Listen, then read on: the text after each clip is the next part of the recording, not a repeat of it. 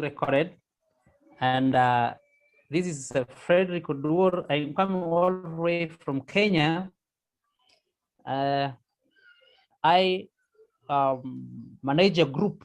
I manage a little group in WhatsApp. It's called Dry Fast. Actually, we started with the name Prolonged Dry Fast, but later we changed the name to Dry Fast because some people are not comfortable with that name Prolonged. So we changed the name to Dry Fast, and we have a YouTube channel where when we have our meetings about Dry Fast, like now this one, we are recording it. Then later we will post it in the YouTube. So many people take like now we have one person for the group, Vikram is attending this meeting now. Right. I just gave them a little short notice. I gave them a little short notice, and most of the time we do the meetings in the weekends when people are free. And we are all over this meeting. This is a group that has people from all over the world. We have people from Japan, Australia, we have people from Europe, and there are people from Africa, West and South and East. Yeah, it's a big group anyway. It's a big group. Yeah, it's like almost. And you started this group. You started this group, as I understand, right? Yeah. And what was the prime reason? May I ask you, what was the prime reason you decided to do it? The prime reason is just to make people. Let me admit one person here. The prime reason is just to encourage each other, especially those people who have now known Dry Fast. The idea of Dry Fast is not really accepted everywhere. Most of the time, it is one of the things that has a serious opposition and resistance. Yeah. So they tell you outside there, if you fast, if you stay without water for 3 days, you die. I don't know what. So you see, people are coming in. Thank you, welcome everyone that is coming in. We're just starting. It's just a matter of introduction. Then we get into what we need to talk about today. And I'm also going to allow that. There's no problem. So that was the main reason for starting this group. Okay. But as we started to consult people, like those who are experienced, we had the first time the person had done the first person I did the interview was a lady who had done 10 days Dry Fast. This is a Kenyan. She's called Ann. Then after some time, I got another person who had done 11 days. This is Rob Hanna from US. I think he's from Texas or somewhere. Okay. And then we also got another guy from US. This guy is called Trevor. Trevor had done a little longer fast, reached 20. And from the time of Trevor, the interview with Trevor, it now became a little more popular. These are because we realized that people would watch in thousands. We split those videos we shared in different groups. Trevor had his group. I had my own YouTube channel. There's Eric, who does the weekly weekly fasting. We fast every Friday. Eric is in Israel. So it's shared and it's being watched everywhere, the whole world. That Trevor. I understand. No, that's good. That's a good intro, and thank you so much for inviting me and letting me to share my experience, right, with dry fasting. And I just wanted to say that as a disclaimer, I'm not an expert on dry fasting. I learned my opinion is mainly for discussion purposes. My opinion, again, is strictly subjective. It's based on my personal experience, and I don't claim to be a source of ultimate truth. I learned with the help of my curiosity, my practice, by trial and error. And I encourage all the people and listeners who joined this meeting or who will see this video to educate themselves, to learn and practice fasting in a way that they consider comfortable and safe for them. Because obviously, as you mentioned, it is by majority of the main, I would say, main people, main media, main health industry considered as extreme and unsafe. Well, I believe, like, I will share some current thoughts about my fasting experience and fasting in general. And why I say fasting in general, because I think dry water it's all again subjective. It's all based on the experience. And I'll tell my reasons why I came to dry fasting eventually and decided to and practice that. I'll explain why. I started experimenting with fasting around 4 or 5 years ago due to some health issues. I had some cysts in the kidney, and and I thought, you know, let me like I went through different practices. I thought it's something related to food. I thought it's something related to lifestyle. But then I slowly realized that as I started to do fasting, I think I still remember my first fast was 7-day water fast. It kind of was very extreme, and I felt like suffering. As I mentioned before, I learned through my practice and I learned through trial and error, right? And but I did this, and sorry if you guys join in the meeting, just mute, please, if it's okay. So, and I started experimenting, and I slowly went then from water fast to dry fast. But at that time, dry fast felt like really something like it's very extreme. I don't think people can do it. I think people cannot live without water. I think people die without water.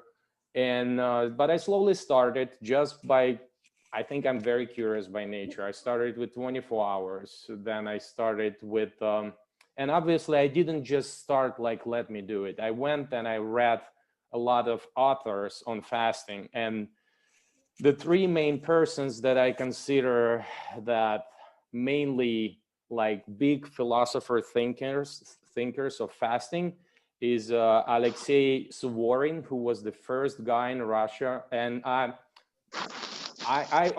was born and grew up in Russia. I live in Los Angeles now. And but I found these people who practice fasting hundreds of years ago, right? And fasting, it is something that has just been... Just a minute, Adi. You said who from Russia?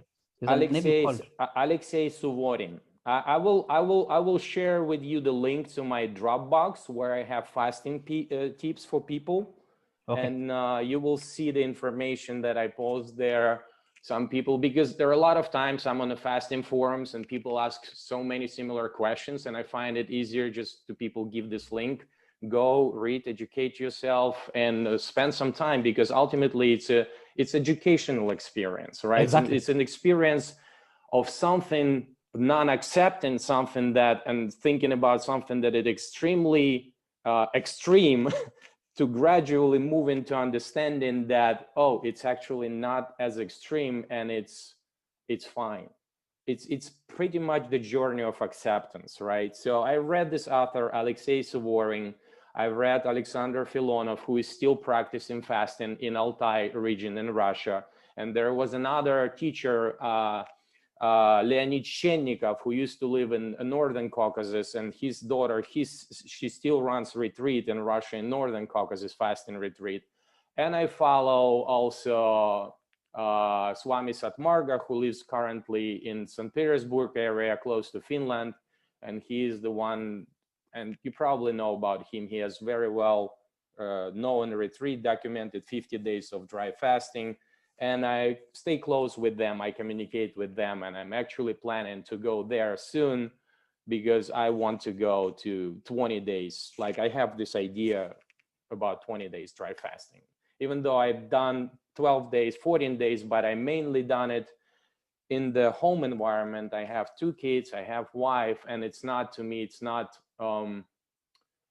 ideal environment to do dry fast. So I started slowly, right, as I'm going back to 24 days. Then I did two days, right, 40 hours. Then I did 72 hours, 3 days. And obviously I did it with the breaks. And I realized as I'm going through this, I'm actually okay. I'm not dying. I gradually also realized that it is more spiritual experience for me, and then physical. I practice it now, not because of the physical aspects, because I have, like, I approach fasting without any significant expectations.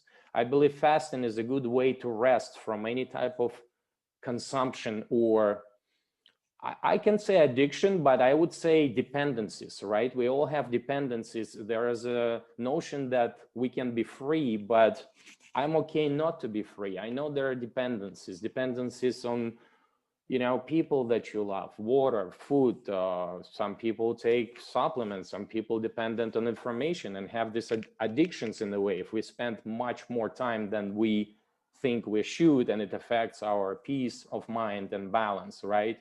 So fasting became to me the way to rest from any type of these addictions or dependencies, consumption.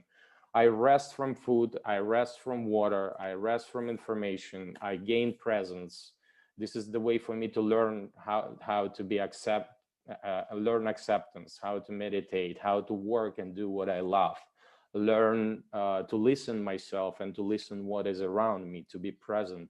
I think that the best way to fast is outside in nature by myself, if possible under observation and with the help of experienced individual and medical crew that they have knowledge and supportive of fasting. I believe when I fast, when I do dry fast, it's the best way to observe silence while breathing, and I breathe only through my nose. The reason I do it because when I breathe through my nose and when I when I fast, I don't feel that my mouth are dry. And so let me start with the reason why I came to dry fast. Actually, I realized that when I consume, right, water, I'm still kind of closer to the notion of consumption, to the notion on to be dependent on something, right? I'm one step closer to consuming food. And I realized that I have anxious thoughts and I'm not so much at peace as I don't consume anything. You know, when I entered fasting, I enter with the notion of resting, right?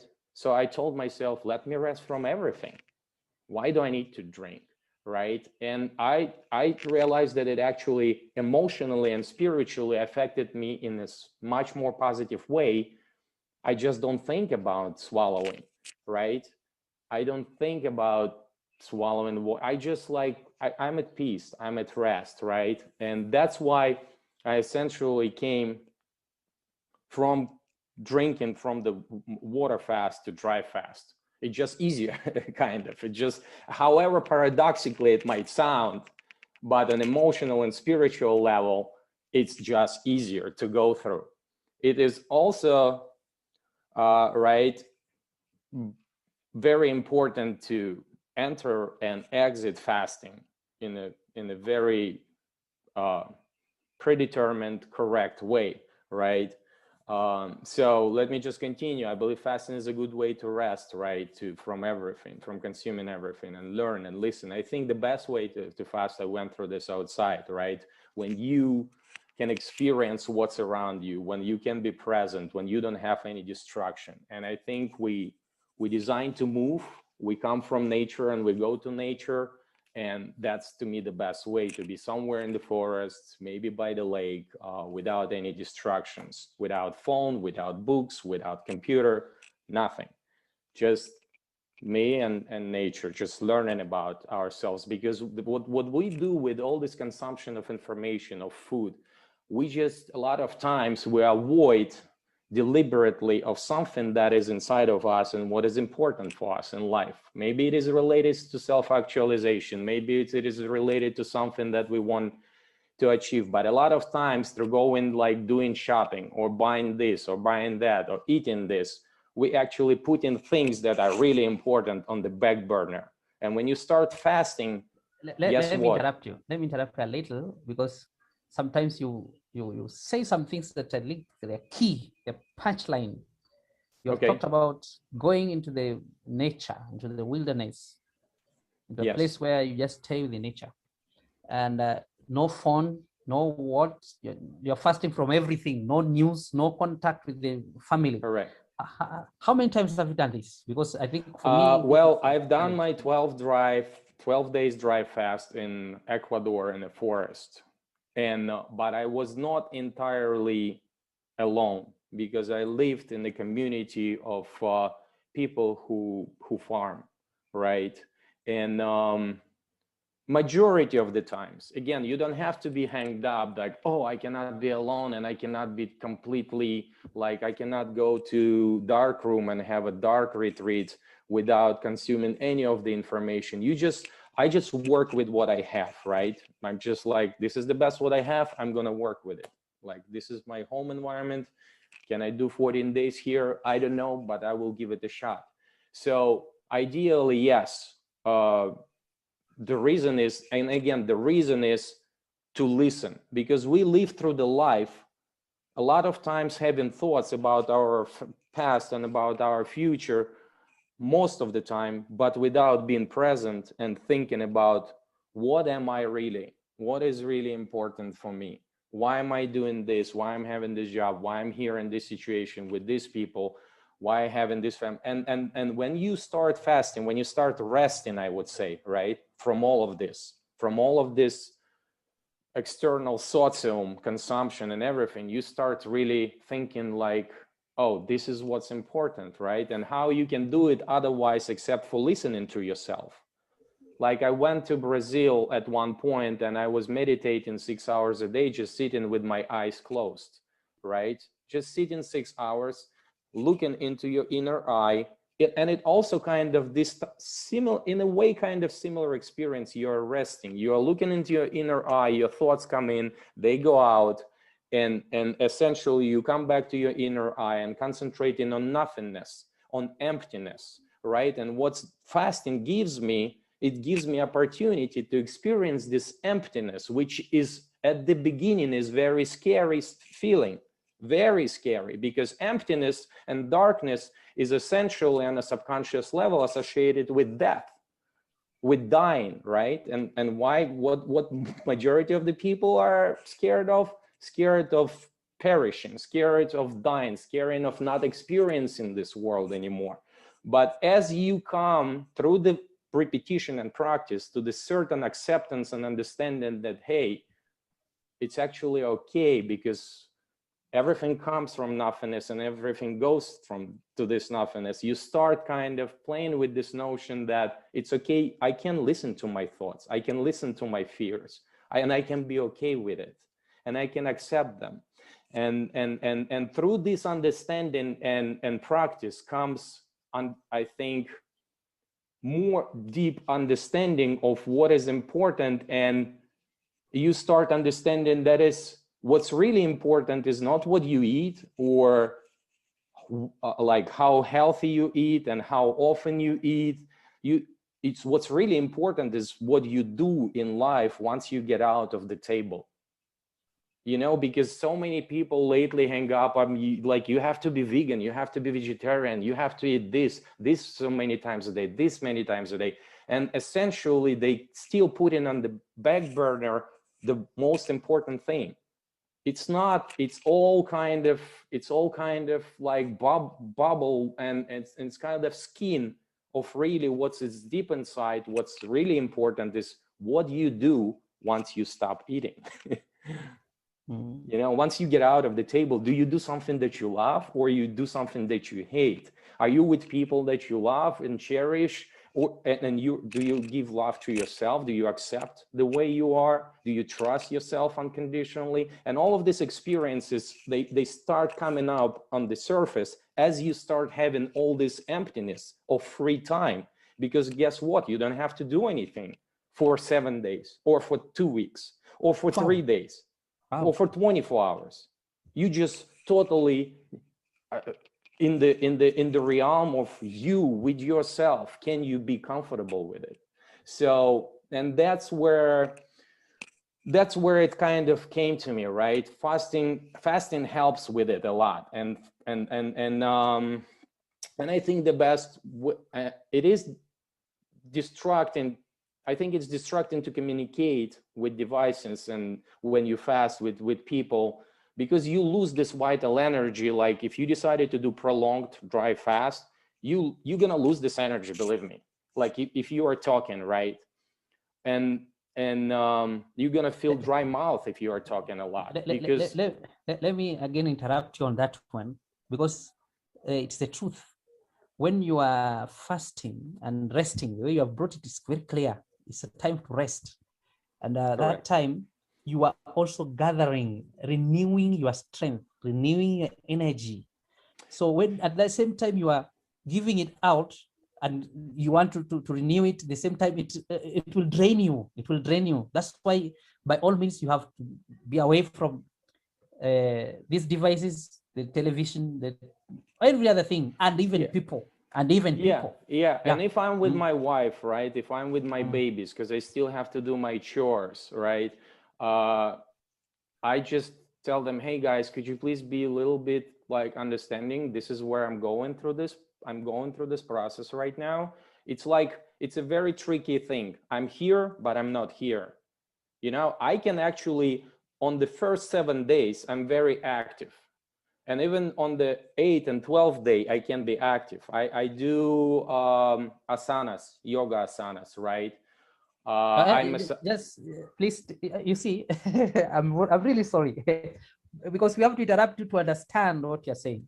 Yoga asana, that's very new to me. I don't know if people know about that. Well, so the reason again, let me just go through introduction, and then I think we can go Q&A, right? Because this will be the best way. Just listen to what I'm saying through all the thoughts, and then we can do Q&A, because I'm sure people will have a lot of questions. So as I mentioned before, first, it's rest from everything, observing silence. And the reason I observe silence, again, so I don't have to open my mouth. I breathe through the nose. I have very easy time breathing through my nose, and actually I don't lose saliva. Even through the 14 days of fasting, I continue to pee, because what happens, body process the energy that comes from the sun.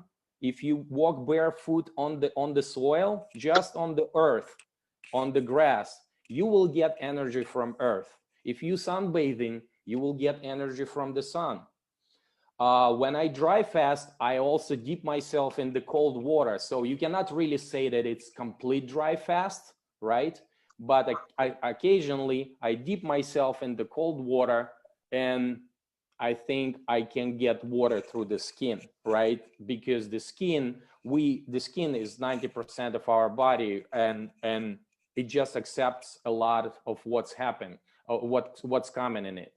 Sometimes I can do 7-day dry fast without touching water completely, right? But again, lately I'm not hang up anymore on like, oh, I cannot touch water. I cannot. No, I need to wash dishes. I touch water. You know, I work. I take it easy. I take it easy, and I mainly concentrate on like spiritual and emotional aspect of it, right?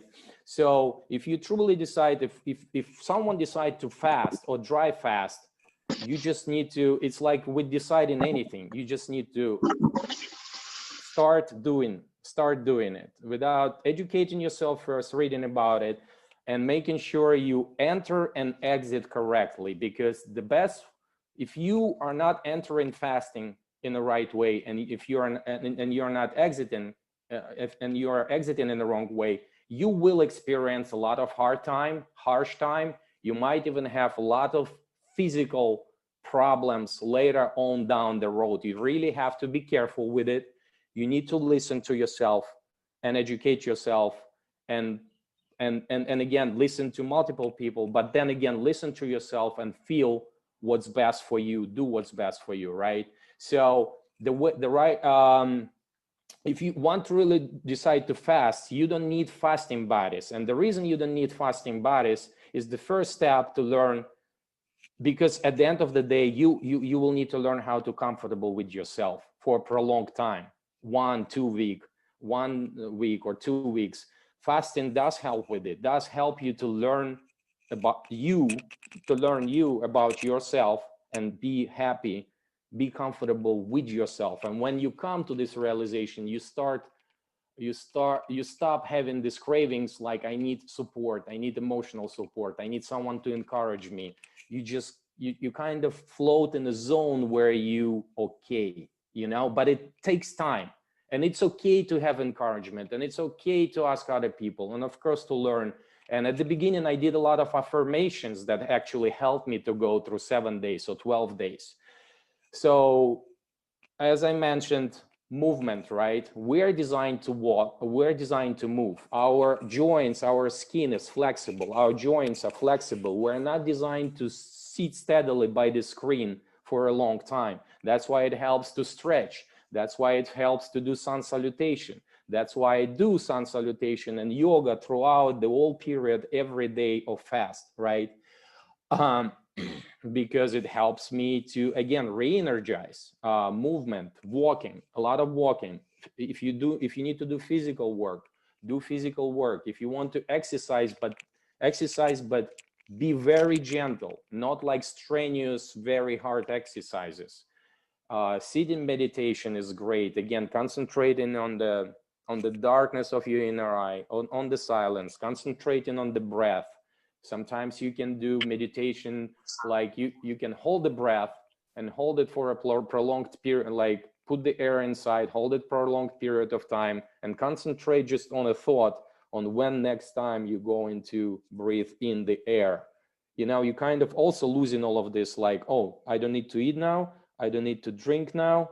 You're losing all of those thoughts and cravings. Now all your thoughts concentrate like on the breath, because if we cannot breathe, we cannot live, essentially, right? So entering and exiting fast, let me tell you, the way I enter, if I do, let's say, like tomorrow, my Ekadashi day, right? Ekadashi day is like for 24 hours, I don't eat and I don't drink, and it's related to moon phases.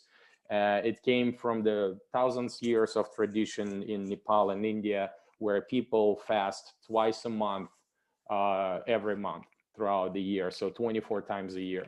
And it's actually easier to fast on this day because moon phases, they affect a lot of fluid movements on our planet, including the tides, right, in the oceans. And our water consists over 70% of fluids and water and bodily fluids. So that's why I do Ekadashi twice a month. Sometimes I do it other days, but Ekadashi I usually do for 24 hours. I just don't eat and don't drink, right? So for Ekadashi, you don't need to do anything except for a day before. I usually eat light, and day after I eat very light, maybe once a day, something very light. It could be fruit, veggies, it could be cooked veggies. But if I go into prolonged fasting, like 7 days or 14 days, or if I plan to do 20 days, you have to enter it with the cleansing of your body. And the best way I learned, again, through the repetition and listening to others, learning from others, is Shank Prakshalana. It's a series of yoga asanas that, in combination with the salt water, clean your entire system. So pretty much the way it works, you drink salt, little water with a little bit of salt, and then you start doing series of asanas, 5 different asanas, 8 times each, on multiple times. And what you will notice after doing these asanas like twice, the water that you drank half an hour ago will go out from your, pretty much from the buttocks, right? It will go out of you. And then you drink again, and then you do asanas again, Shank Prakshalana, and then more water will come out. And then essentially you will start noticing that color of the water will become more and more clear.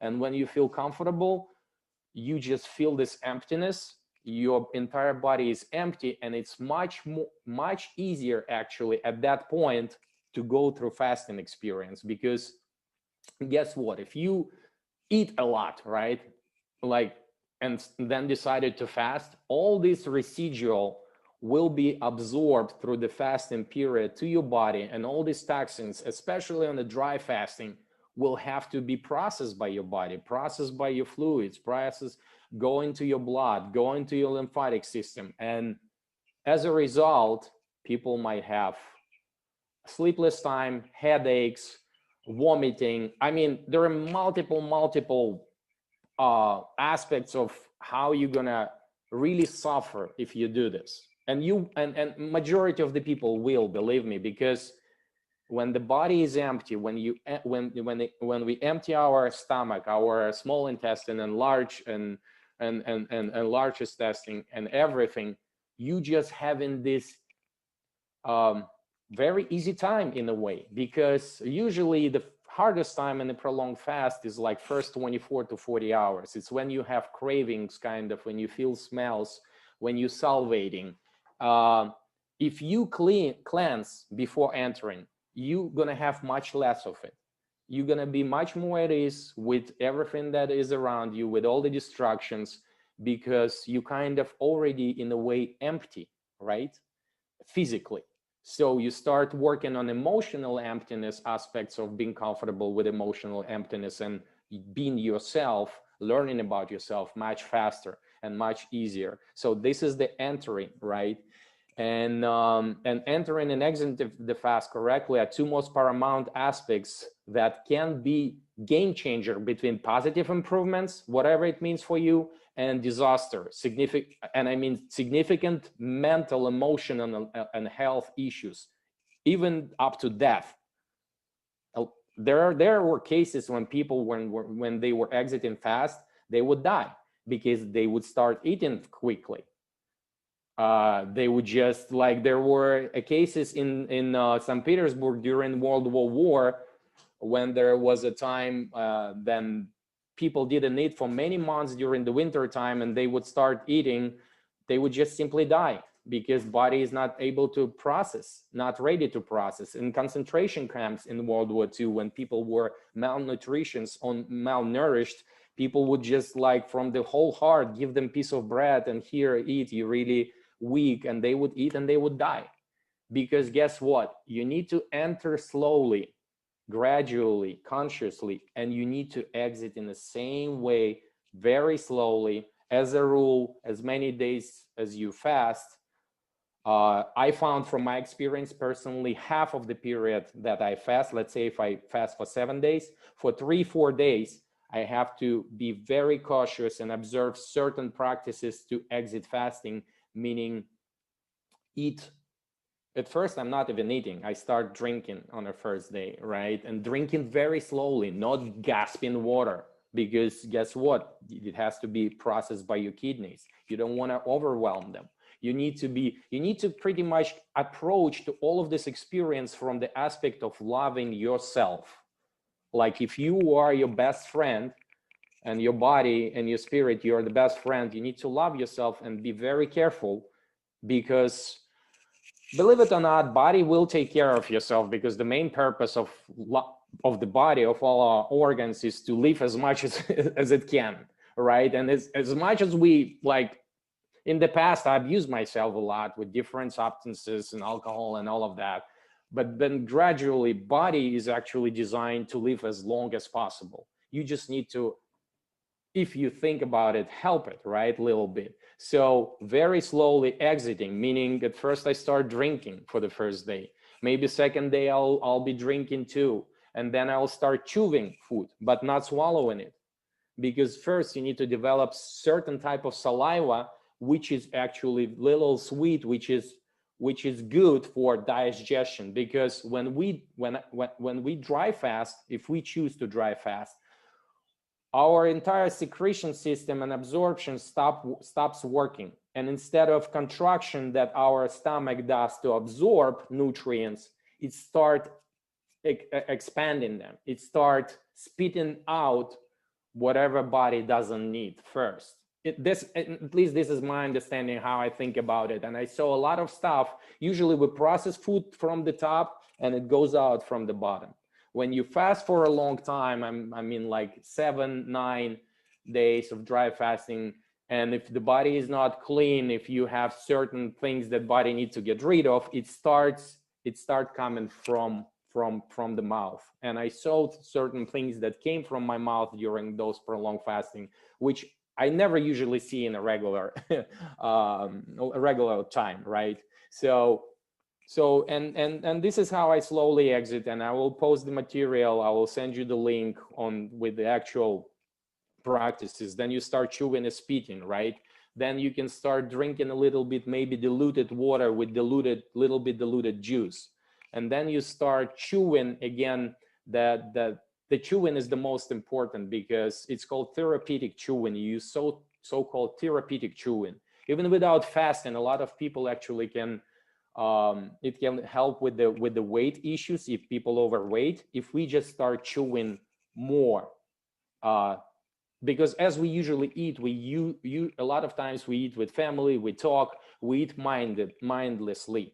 If we start eating mindfully and and be silent and chew a lot and take a hard piece of, I don't know, apple or bread and chew it into the liquid, the digestion actually starts happening here.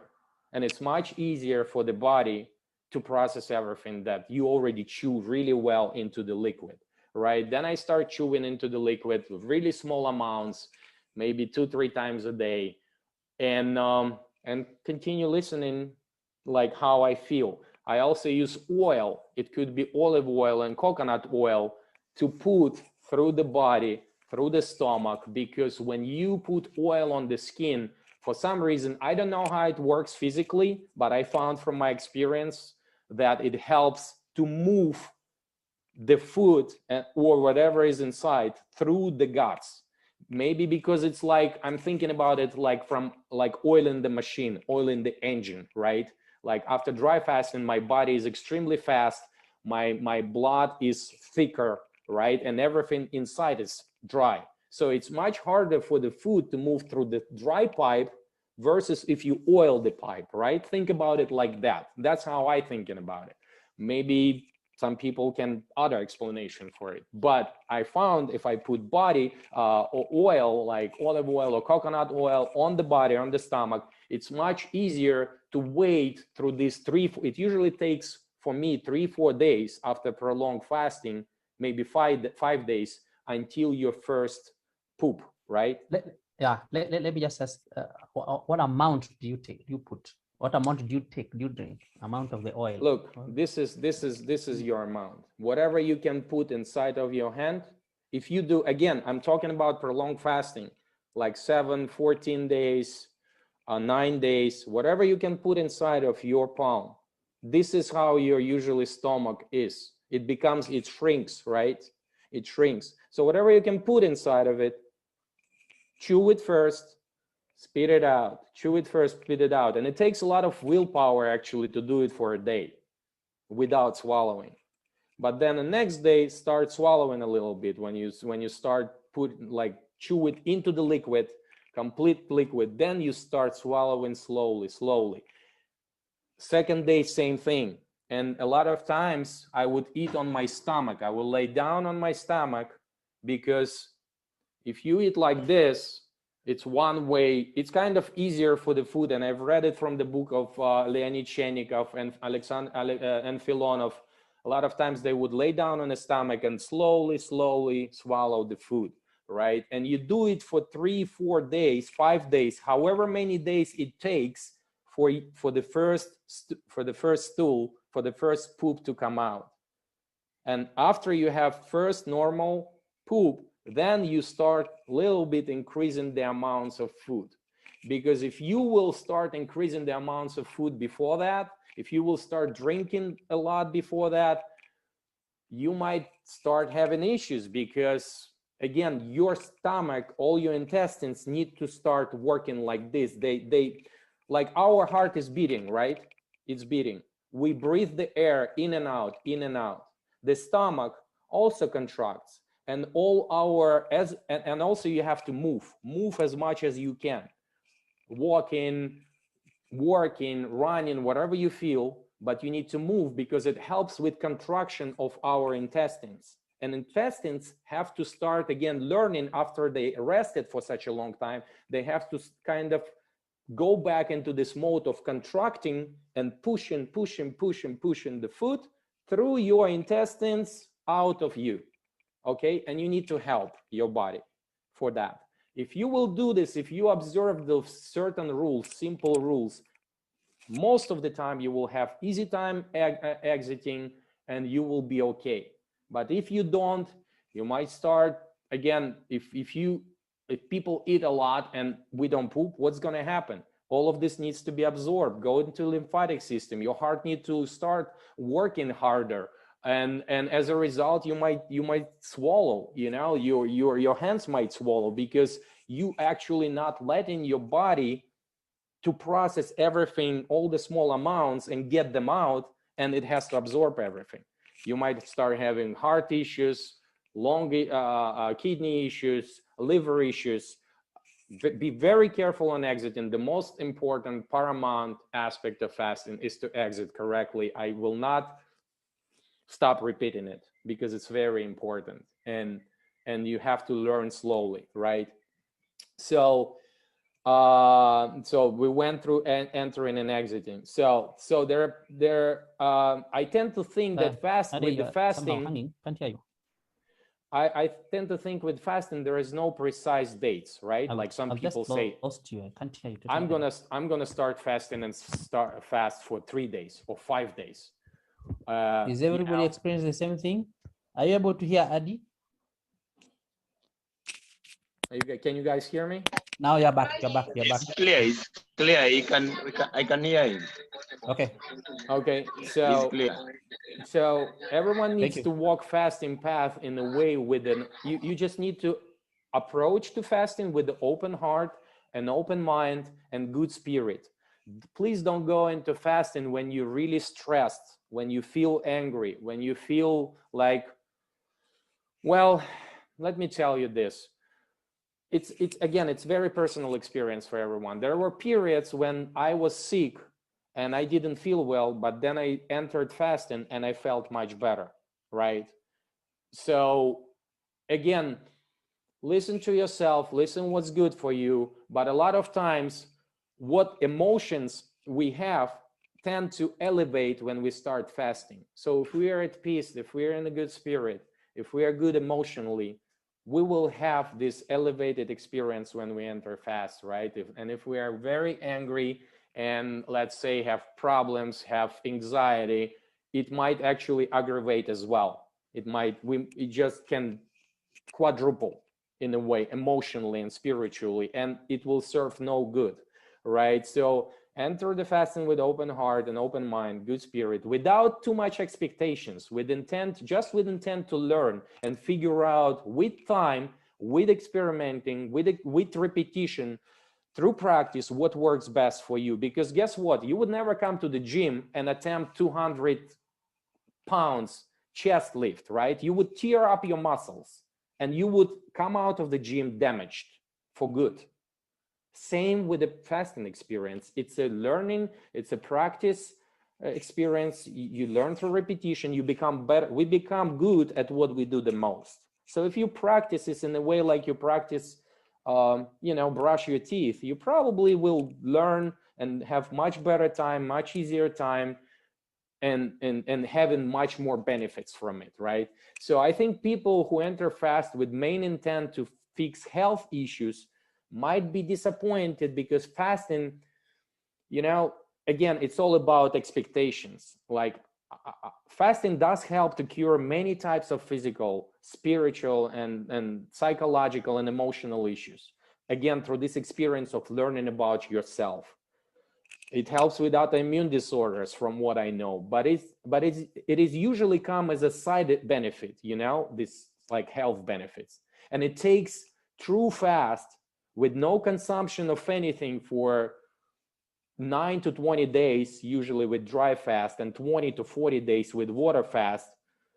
Though again, not guaranteed that you will stop having all type of issues. And again, I'm not kind of practicing it now for health reasons, mainly for kind of spiritual aspects. You're not going to get much younger. This is, again, I'm telling you my subjective thoughts. Someone might have a different experience, but I think you're not going to get much younger or live significantly longer if you fast regularly. I don't judge, and it might improve your aspects of life. It might not. It's probably very unique for everyone, but that's how I kind of think about it. And I don't do it, to be younger or to live longer. Because through fasting, actually, I learned that the aspect of that is not, as significant, because we are here in this life, we live it, and until we experience everything we should experience, until we go through every path which is kind of we're supposed to go through life, we're not gonna die. So that's how I'm kind of thinking about it right now, and I'm at ease with it, right? So whatever is not, so there are multiple ways and shapes for any type of energy to from that aspect also, I'm not kind of hang up on what people eat, what you cannot eat. I believe energy is transformed in multiple ways and can be processed in multiple ways. So I don't judge, people based on what they eat or don't eat or consume or what type of lifestyle they have. So another thing that I wanted to say, that daily affirmations, right? They helped me at the beginning, certain words that would encourage me, myself, telling me that I have complete trust that I can do it. And I was repeating those affirmations in the morning and in the evening. And again, I will send you the link and you guys can read more on this, right? When I entered the water, I also noticed, like, as I fast and I become more present, I observe more things around me, like trees, nature, birds, water. And I kind of have more kind of emotional and personal experiences with all of this, because on a regular basis, a lot of times we don't have time to stop and smell the flower, right? But when you fast, when you rest, when you don't have to do all of your routines, regular routines, you have this time. So it's very enjoyable, actually. And if it wouldn't be enjoyable, if I would be suffering through this process, right, I would probably not be doing this, because majorly what we try as a human beings to do in life, sociologically, is to elevate the concept of, good experience of pleasure and avoid the harm, right? Avoid the suffering. Let's say if I start fasting and I feel that I cannot sleep well, right? Like on the 5-7 day, I feel that I'm like, I don't sleep a lot at all. Sometimes it might happen. Then I would slowly exit. But in general, with fasting, with prolonged fasting, you can truly expect sleeping less. It depends also where you are. Let's say I fasted in Ecuador, I fasted in North America, and I fasted in New York, right? Kind of different experiences, because the birds naturally, like, they will wake up very early in the southern hemisphere, right? Like in Los Angeles, I can hear birds at 3 a.m., 4 a.m. Like if you are in the north, the nights are a little longer, so the body naturally needs to sleep a little longer, right? So, but as I notice with my experiences, I go through the dry fasting for a long time, like 8 days, 9 days. On a 6th day, I usually start sleeping less. It could be 5 hours, it could be 4 hours, it could be that at night I don't sleep at all, and then in the daytime I would just lay down and nap for a couple of hours. But you need to feel okay with it. You need to feel rested, rested and kind of emotionally calm. Because if you, let's say, don't sleep at night, you started to fast and you don't sleep through the night, the worst thing that you can do for yourself is to lay in bed and think about, oh my God, I cannot sleep, what's going on, my heart is beating, I cannot sleep. No, don't do this. Just go do something that you like. Maybe read the book, maybe paint, maybe you have something else to do. But don't go into the media, don't start typing like, why I cannot sleep during the fasting. Just usually the best way is just to walk. I walk at night, I breathe at night, I just walk. I enjoy the sky, I enjoy the night sky, looking at the stars. And then later I feel like I'm calmed down, I lay down, or I can meditate, close my eyes. And then during the day, I catch up on my sleep. And this is what usually happens during the long fast. Body doesn't need so much time to sleep. That's like normal, right? So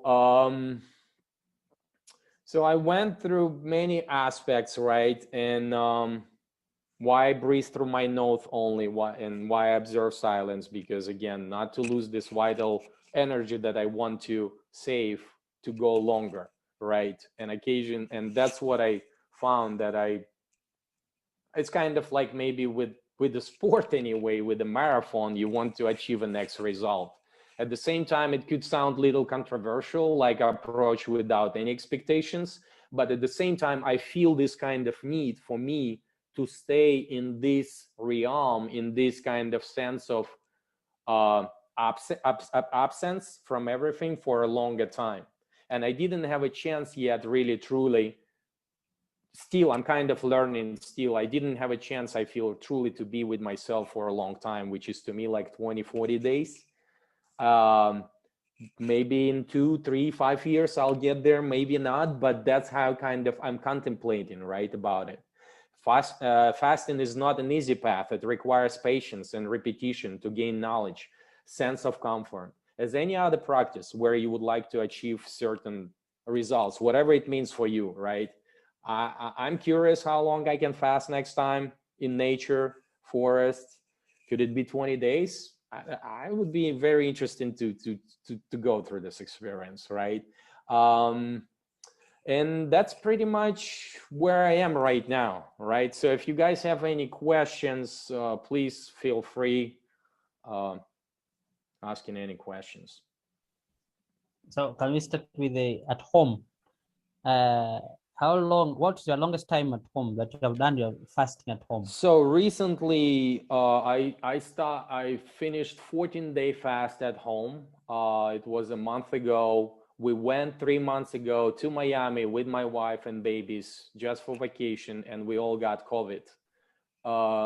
Babies went through COVID just fine, no symptoms. My wife also, in a week or two, she recovered well, and I also recovered fine. But then after COVID, I started to have this, I don't know if it's a side effect or complication. I started to cough, and I coughed for 2 weeks nonstop, to the point that I realized it's really actually affecting my daily routines. I cannot operate normally anymore, because as soon as I would lay down, I would start kind of having very significant hard to breathe. You know, it's in a way like you start breathing in air, and as soon as you breathe in, you want to cough.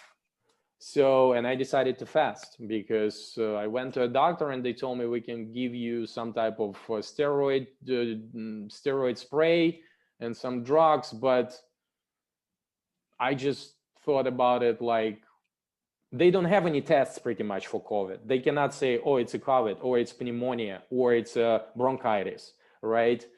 And they just give you the steroid gels, steroid sprays, and hoping it helps. So I'm like, let me start fasting.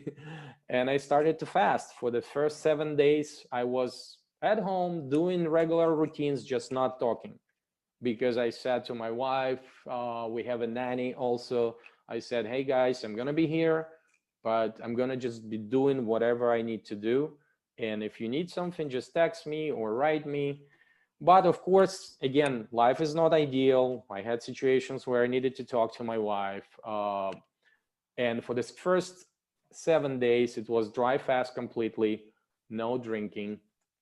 And then I decided, okay, I'm gonna do 7 days, no drinking, and then 7 days, I'll start drinking. At that time, we have birch trees, right? We have birch trees, and I started to collect birch sap from the birch trees. It's a juice which is full of minerals and macro elements, all the elements actually that the body needs. So on the 8th day, I decided to drink water. I drink a little bit of water, but then again, I realized that I have harder time, because every time I would just, and I wouldn't say drink, it would just like, I would put the water in my mouth, kind of wash it and spit the water, but then mouth would become more dry. After each time, somehow my experience after I drink, my mouth will become more dry. Therefore, it's much harder time for me, like spiritually and just on the thought level, on the conscious level, like, oh, I have dry mouth, and you start thinking about it and it's not comfortable. So why make myself uncomfortable, right? And through the next 7 days, I actually, on the 8th and 9th day, I actually forced myself to drink a little bit more. I'm like, no, I want to drink more, because I had this goal to drink for the 7 days. But then through 8th and 9th day, I realized, no, I don't want to drink. So what I did for the rest of the 5 days, I would just put a little bit of water, wash my mouth, and spit it. And if I would drink water, it would be like, I don't know, just like little sip of water. But I found that I would do it maybe 2 times a day, 3 times a day. And I can't really say that I've been drinking water because I wasn't. And next time, I probably will not go through this. Maybe I will start with water fast, but then I will go to dry fast. So I'm not sure, but like, again, I found that I have harder time drinking than not drinking. Because again, as I'm drinking, as I'm swallowing, you kind of get yourself one step closer to swallowing, right? You start thinking about food also. Maybe not consciously, but subconsciously is there. And then you start thinking about ending fast, like, oh, it's another 5 days. It's another, people use apps. Like, I don't use an app to count the hours, to count the days, because it's irrelevant. At some point, you need to listen to yourself and decide what is good for you. And sometimes, yes, you have challenging times where you just like, oh, I'm having really hard time, I want to exit. But again, those are moments, right? And those moments actually depend a lot on where you are, how do you feel, what's your emotional state of being, what's your spiritual state of being. If you, in a relaxed environment, having affirmations, telling yourself that, hey, I completely love, accept, and trust myself unconditionally, and I forgive myself unconditionally, and I really trust that I can do it, believe me, there's a good chance you will go through this moment and you will be okay. But if you have a stress points here, there, outside, something that distracts you from being you, then it's a harder time. And it's natural and it's okay. So I encourage you guys to learn and just see what works. But yes, 14 days, it was at home. On the 14th day, I started to drink more water. I started to actually consciously, like I would put 100 grams in the glass and I would drink it actually for like maybe 5-10 minutes. And I would drink water for the first day, on the 15th day, right? Then second day, I would start drinking sap, bird sap, because bird sap has much more micro elements, nutritional value. It has magnesium, manganese, calcium, vitamin A, vitamin B. It has a lot of stuff. I would start drinking bird sap, and I was drinking bird sap actually for another 2 days, right? Then I have 3 days of exiting already. So on the 4th day, I would start chewing raw veggies. Like cabbage actually is really good to chew. It's sour. It has a sour taste, and you start salivating really quickly and getting saliva that you actually need for proper digestion of the food, right? But I didn't swallow it, right? I would maybe on the 5th day, on the 4th day, chewing, at the end of the day, I would swallow a little cabbage, right? Like chew it into the liquid, swallow it very slowly, feel it. When you chew a small thing for a long time, small piece of cabbage, believe me, if you chew it for 10 minutes, you're gonna feel like you ate a bag of cabbage. You're just gonna feel a lot of senses, a lot of things on your mouth and your receptors, and you might even feel really full if you chew for a long time, if you use this therapeutic chewing, right? So then on the 5th day, gradually, I started to swallow more, right? I started to introduce boiled veggies, all right? And I introduced the veggie broth, right? So for people who consume animal products like eggs or, meats, fish, it's also the way you can start consuming broth, right? Like beef broth. A lot of people do beef broth. What I found, actually, the reason I started to talk about animal proteins, when I fasted for the first time, 12 days dry fast in Ecuador, what I found, again, it's my personal experience, that I became very weak at the lower part of my body. Actually, I had a hard time walking, really walking, because I didn't feel my legs much. And I couldn't figure out what was it. Nothing worked. I started to eat food. At that time, I was strictly vegan, because I had experience in my life where I would go vegan for almost 2 years.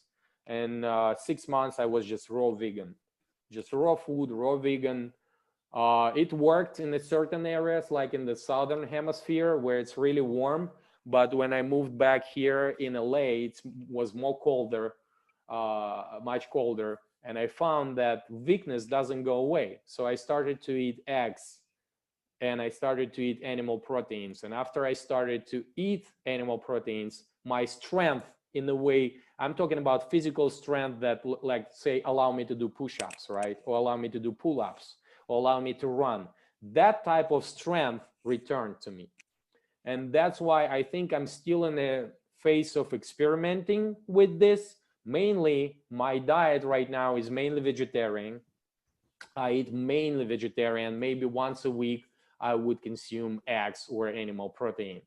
But because, again, as of right now, with babies, with wife, with workouts that I do related to boxing, I need this physical strength. Let's say if I do yoga and just do stretch exercises, stretch workout, yoga, I really don't feel that I need animal proteins at that point, because I have, again, physical strength to go through all the asanas. Just being vegetarian, Yeah. not vegan at this Okay. point. No. There's something that I think people may be interested in knowing. After you started the fast, you are coughing. So at what time did you find that the cough left? Is it during the fast or after the fast? No, actually, that's a good question. And the fast, the cough went away on the 40 hour, second day. The first day I started, it became much easier, because what I found, the cough would increase as I would drink more, right? That's another reason I don't drink, I think, during the fast, because to me, water is the medium of life, right? Water delivers everything good to whatever good in us, and everything good, it delivers all the nutrients and microelements to bacteria, you know. And that's why I noticed, like, oh, if I drink, I would cough more, right? And if I drink less, I cough a little less. But again, take it again with a grain of salt, my subjective experience. As soon as I start fasting, when I did Shank Prakshalana, cleaned up my body completely, and on the already, I think on the hour of 35 hours, I stopped coughing completely, almost completely.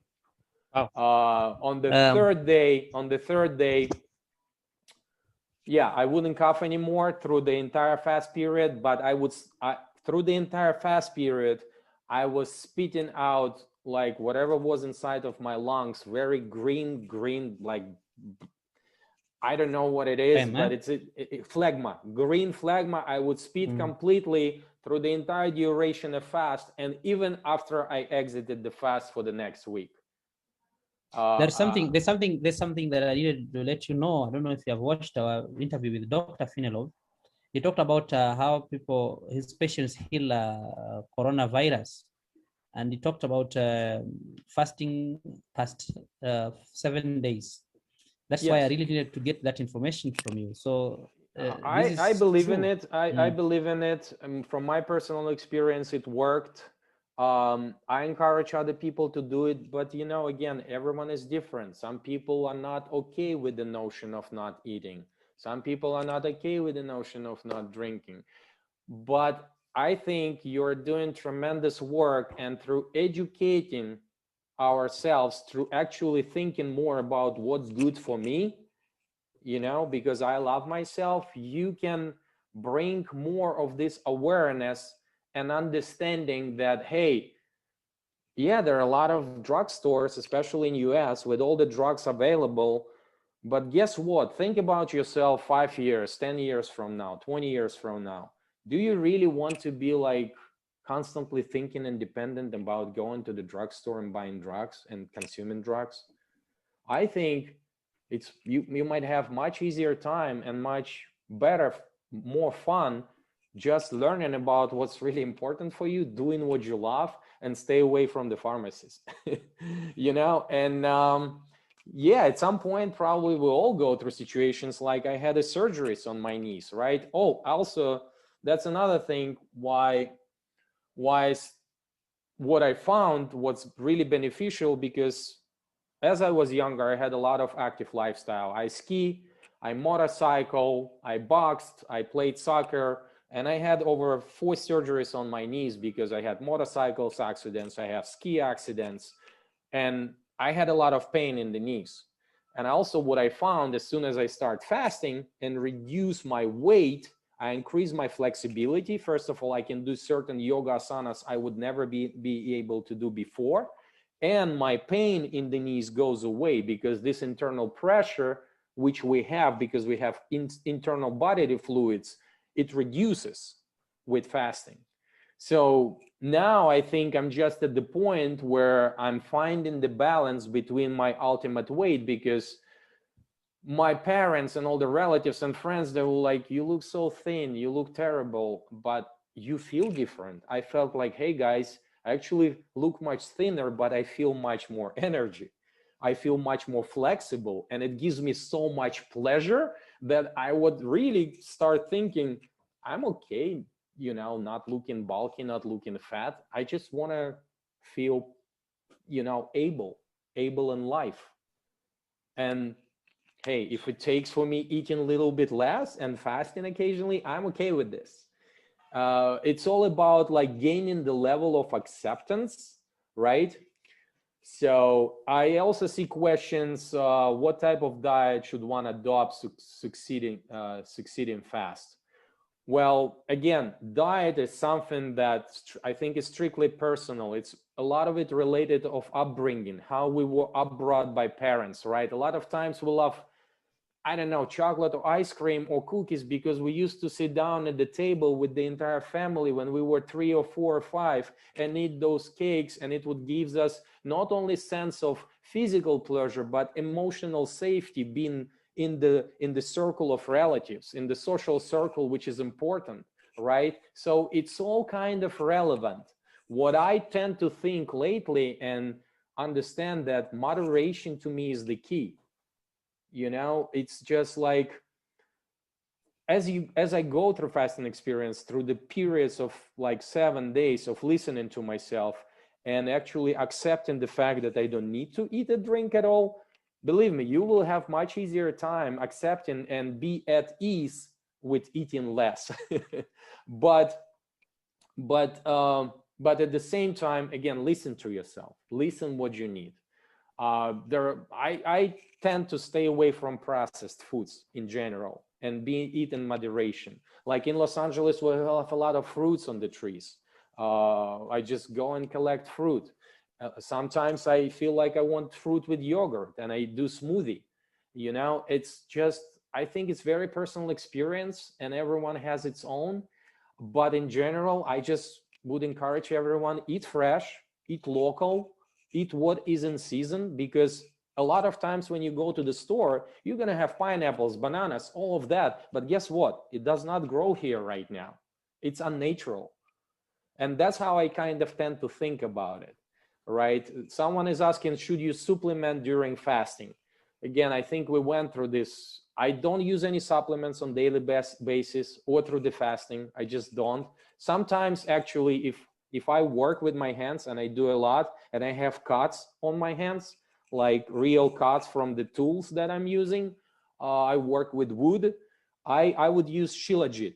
If you guys heard of shilajit, it's a kind of like gummy substance that found in the earth, and and a lot of times it helps elevates healing of the bones, of the skin. Like if people would have a bone fracture in Russia, I remember a long time ago, they would consume the shilajit and it would just heal bones faster. But again, I do it very rarely. Usually I just would let kind of, you know, time to take care of yourself. Would you please type it? Oh, I have shilajit, this. shilajit. Yeah, shilajit. There's this question, Shilajit. There's this question about first and second acidosis crisis. And we wanted people maybe to, those who have experienced it, but let me start with you. Have you?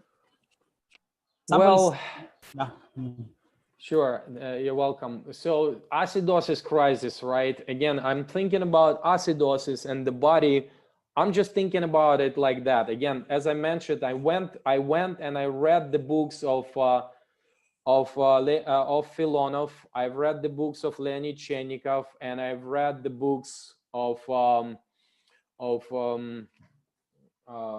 other fasting I mentioned, Suvorin, Alexei Suvorin, and he was like the most, to me, is kind of the godfather of fasting experience. And a lot of practices on for exiting fast I use according to his knowledge, right? Because he lived in Russia in 1920s, and he would just he would approach the whole notion of fasting not from the perspective of acidosis, not acidosis, when the body. He would just think about it in a way that, hey, for the first 3 days, for the first 72 hours, you just resting. You let your body rest. You're not even fasting. You know, for the first 3 days, if I will see any person, unless this person has extreme heart condition, extreme overweight, extreme something like really, really extreme problem where they would be on dialysis, if you are okay, if you don't use any devices to help you to live, if you don't have extreme pain and not connecting to any external device to help you live, I would say anyone can just simply stop eating and not eat for 3 days and be okay with it, even without cleansing your body. Yes, you're gonna have hard time. Yes, you're gonna have cravings. Yes, you're gonna have some type of withdrawal from food, because food is in a way kind of also, you know, a lot of times when we feel we just want to eat something, oh, we feel less stressed, you know, when we are stressed, and it's a craving, it's an addiction in a way. It's a dependency. So you're going to feel withdrawal. You're going to be angry. You're probably going to have hard time suffering emotionally and spiritually if you're not going to eat for 3 days. But will you die? Will you? No, you're not going to die. You're not going to, even if you don't drink and don't eat, you're going to go through these 3 days and be okay. Believe me. It just, you don't want to do it because it's going to be very hard and harsh experience, and most likely you will say, oh my god, I'm never doing it again because I had such a hard time. Why do this? Why harm yourself in such way? If you can do it very gently, slowly, and actually learn knowledge, learn understanding, and with that learn craving for it. In a way, craving, I'm saying craving because a lot of times you would meet people, so-called gym rats, right? They cannot live without gym anymore. They cannot live without running. They need to run. They need to bike. They need to swim, because guess what? Every time they go swimming, like I love swimming. I love sitting in the cold water. Every time I do it, I have a craving. Naturally, I developed the craving for cold water or craving for hiking, right? Because it gives me pleasure. It gives me endorphins in my body. It gives me cannabinoids that my body can produce naturally. So same would be with fasting, right?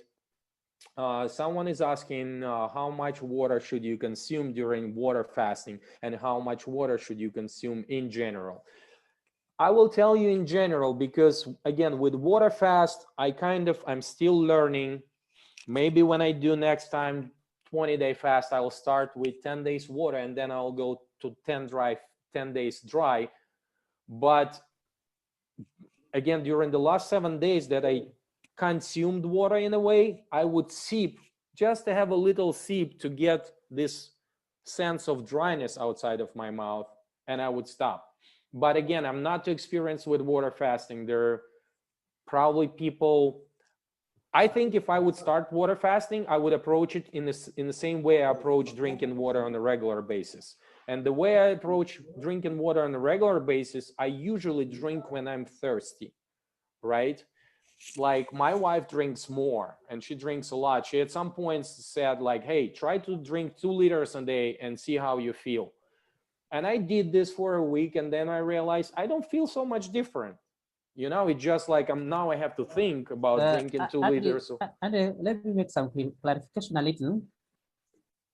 With the dry fast, when you put some water, even in the way you are gargling, you are putting some water like that, huh? Mhm. And then you spit it out. You spit it out. Spitting out.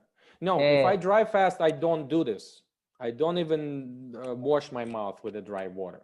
I just stop thinking about water. I don't drink at all. I don't eat and drink at all. And if it's 7 days, it's 7 days. If it's 12 days, it's 12 days.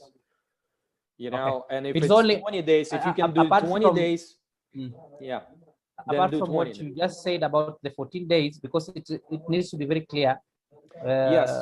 Yeah, there was a time where. So yes, 7 days from I the seventh didn't day. put water in my mouth. On the 8th day I started to put water, but again, I would drink every time less than 50 grams, I would say, less than 30 grams. It's just a little sip to feel the water on my palate and to feel that I'm swallowing actually something. And then I would stop. I kind of felt that it's okay, and I don't want to do it more. I don't want to drink more. Yeah, we So have understood you. yeah, and on a regular basis, I try again. I think as we practice kind of self-acceptance, self-knowledge, self-understanding, we come to the point where, yes, you're going to have a lot of opinions about other people of how much you need to drink and when and how and microelements and supplements. But at the end of the day, at this point, I just drink as much as I want. So if I feel thirsty, or like right now, we've been talking for an hour and 20 minutes, I kind of feel like, oh, my mouth became a little dry, right? So probably after we finish the meeting, I will go and I will drink a glass of water, right? But generally during the day, I probably consume like a liter, maybe 1 liter, maybe a liter and a half here and there, sometimes maybe less. I had experiences where I would go hiking for the entire day and not drink for a day and feel okay, feel that my mouth still like have a lot of saliva in it and I don't have a dry mouth. But to me, the sign that my mouth are dry and I kind of like, oh, I feel thirsty, you know, like, and actually when I feel thirsty and I'm drinking, I have so much more pleasure drinking than if I'm not thirsty, right? Like think about it, like if you're hungry, you're gonna have much more pleasure kind of, you know, slowly sitting, looking at the food. When I drink, I'm like, and when I enter water also, I didn't mention the aspects of praying and talking to things, but it's kind of more like mystical aspects, right, of our existence on daily basis. But I noticed that with fasting, I go into more mystical experiences in a way, in the sense that I start talking to things. It might sound funny, but I feel that things around me are more, they like life, they have spirits like trees and water. Like if I enter the water, I just say thanks to the water, you know, like thank you water for, you know, accepting me. Or, you know, when I eat, sometimes I pray, I just say simple things like thanks God for this food, for the people, for the sun and earth that help to nourish this food, for people who help to bring it to this table. Let me eat it in love and peace, you know. And occasionally I just feel good, you know. And again, this is like very, some people more spiritual, some people believe in one God, other observant religion, observant traditions, and I think it's all fine. It's all part of the journey that we call life, right? And it's great. So I really would love to hear more from other people, their experiences, and maybe again, I'm learning through practice, and I'm learning, I think, on sometimes daily basis, sometimes a year from now, maybe I come back to it retrospectively and understand, oh my God, I was saying so much nonsense. That's, I have real understanding right now, but this is where I am, and I'm trying to share with you guys to the best of my ability, my experience. And you have done so well on a breaking dry fast. You've told us a very good way of bringing a prolonged dry fast, the process. I think I enjoyed that part so well. There's also another question. We have not handled this first and second acidosis clearly, but if somebody has something about them, I know about myself, the first time, the first acidosis crisis is very vigorous. That's what I experienced. It's like burning in myself, burning. But then the second one somehow. I'm sorry, what are you saying, burning? you feel as if your body has, the temperature has grown. It's become too high. It has become too high. Yeah. So with the first acidosis crisis, becomes so vigorous, you feel it. You just feel as if some burning, this fire in your blood, in your body. Okay, I understand. So the way I would sometimes think about acidosis, right, is something that Filonov talks about it a lot, and I've listened to his videos about acidosis crisis. That second one happened after 3 days, and then the real acidosis crisis 7 days, and then after 11 days there is another like real one. But again, what I'm noticing is that I think I'm go through fasting more on the emotional and spiritual level, and then the physical aspect. Like for the first couple of days, I'm kind of still slowing down, right? Even though I'm not eating and I'm not drinking, I'm slowing down. I'm kind of still having, if I'm at home, I see people eating, I see people cooking, I feel smells, and I still have sometimes little cravings like, oh, I feel like I'm eating. But what I noticed that after 72 hours, it stops to me. And my sense, this is how I think about maybe acidosis, right? That body starts in a way kind of acidizing and consuming itself from within, right? I start noticing after 3 days that, oh, like my craving stops completely. Now I can be just okay completely, like even cooking, preparing food for my babies or for my wife, warming up the milk for babies, and I'm okay. I just emotionally, I'm present in the moment. I feel fine, and my body temperature actually cools down. What it means is that if it's cold, I feel okay. I feel that I'm not really cold. I don't know how to explain it, but I just go inside of the cold water as well. I see it in the cold water for like maybe a couple of minutes, 3 minutes, and I feel okay just breathing, thinking, like looking into my inner eye. And when I'm saying cold, I'm talking about 11 degree, maybe 10 degree water, not completely iced water, but cold water, right? And but for example, with the last fasting experience on the 14 days, and that's how I think about acidosis. I'm not thinking about body is just, I think you're going to have much less of this kind of temperature goes up, or you have sweats, or you have headaches, right? Or your or something like that, like something, the sense of real uncomfort if you cleanse your body before fast. If you do Shank Prakshalana, I tend to think that you're going to have much less of these effects of body acidizing, because you're going to have much less residual or none in your guts, in your intestines, to be digested through and go inside of your blood, and with all of these elements, and your body still needs to clean it up, process the blood, make the blood clean. Maybe Andy, maybe we hear from the members, because of course, they wanted to share. People wanted to share about acidosis crisis. Sure. Yeah. But just before somebody talks, the knowledge we have from Dr. Filov's literature, it's about, there are only two that he talks about. The one that happens between the 3 days we're talking about up to 7, somewhere there. And then the other one happens from the 9th, and that's actually used for healing. That's for the people who are for medical reasons. So it happens from the 9th day, peaks then up to the 11th. That's what he says. And just more about what you are saying, more discomfort in the body. Sometimes the temperature as if it is high, but it's not high. So that's what happens. I don't know what people have experienced here. If somebody has anything about acidosis crisis, please. Floor is open for you people to give your contribution. But if there's none, okay. Karen, I was just going to say, yeah. I was just going to say, I didn't finish because I didn't make it through the break part where you where you get through it and you have that elevated, you know, you reach that place of joy. My ego wanted to do 11 days, and my higher self said you don't need to. But I did want to say that I rented a little place by the mountains so I could follow all the Russian doctors' literature. And my husband is so supportive because he let me do this, and he watched the kids and took work off.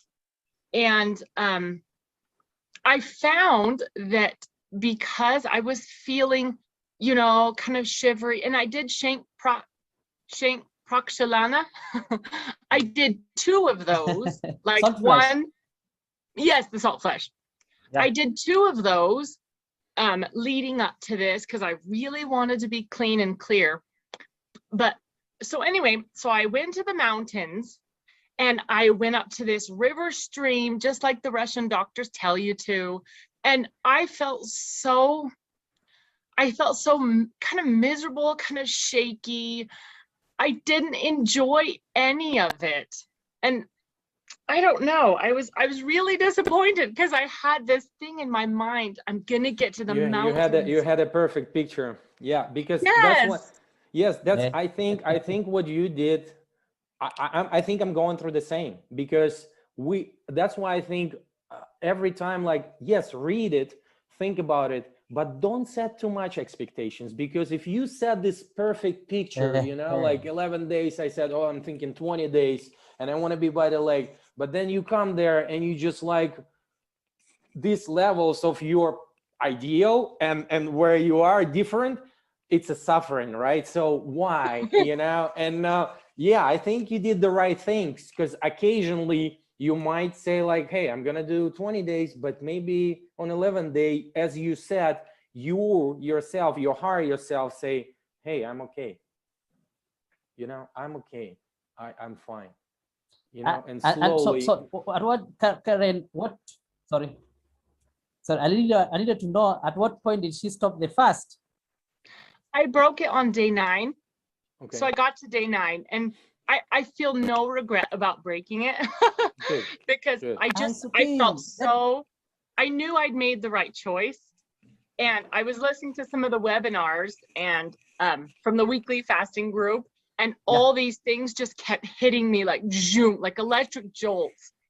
I knew I'd done the right thing. So I came home early and my kids were all excited. And Good. But I did want to say one thing that, so because I've done 7 at home. Well, I did 7 and then 7 and just kind of handful of smaller ones. And when I fast at home, this may not be a good thing, but when I fast at home, I feel like the distraction of my little kids and cooking for my family. For some reason, I don't get hungry when I cook. I'm able to cook and prepare food, and it doesn't bother me at all. So I don't know why I don't get hungry or thirsty. I'm never hungry or thirsty on a fast. I don't know why. Same for me. Yeah. Is that the same?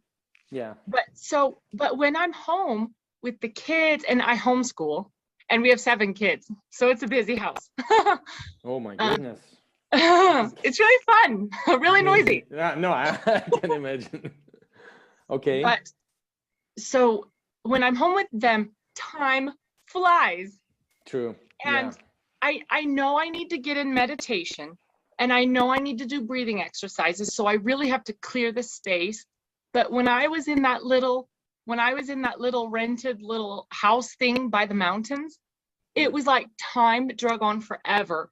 And I was trying to breathe and I was trying to meditate, but I wasn't feeling good. May I tell you, like, maybe what's happening, how the way I see it? I'm sorry, I didn't get your name. Karen Ford. Anton. So I think, to me, it's a sign that more spiritual and emotional work needs to be done. Because let me tell you, when I'm at home, I also have this time is flying. I have these circles, my social circle, my family, and it's emotional safety in a way, right? But what's happening, and I know that will happen, when I get outside myself, I will go through the same time you went. it's going to feel miserable. First of all, because the first part, you start feeling disconnected, right? You kind of remove everything that you love. It's like dying, right? In a way, removing everything that you loved, cherish from your life, and thinking that, what about if it never comes back, right? And this is where you have started having, I don't say you because I go through the same experience, having time, which is meaning hard time relating to acceptance. To me, it means I need to work more on acceptance.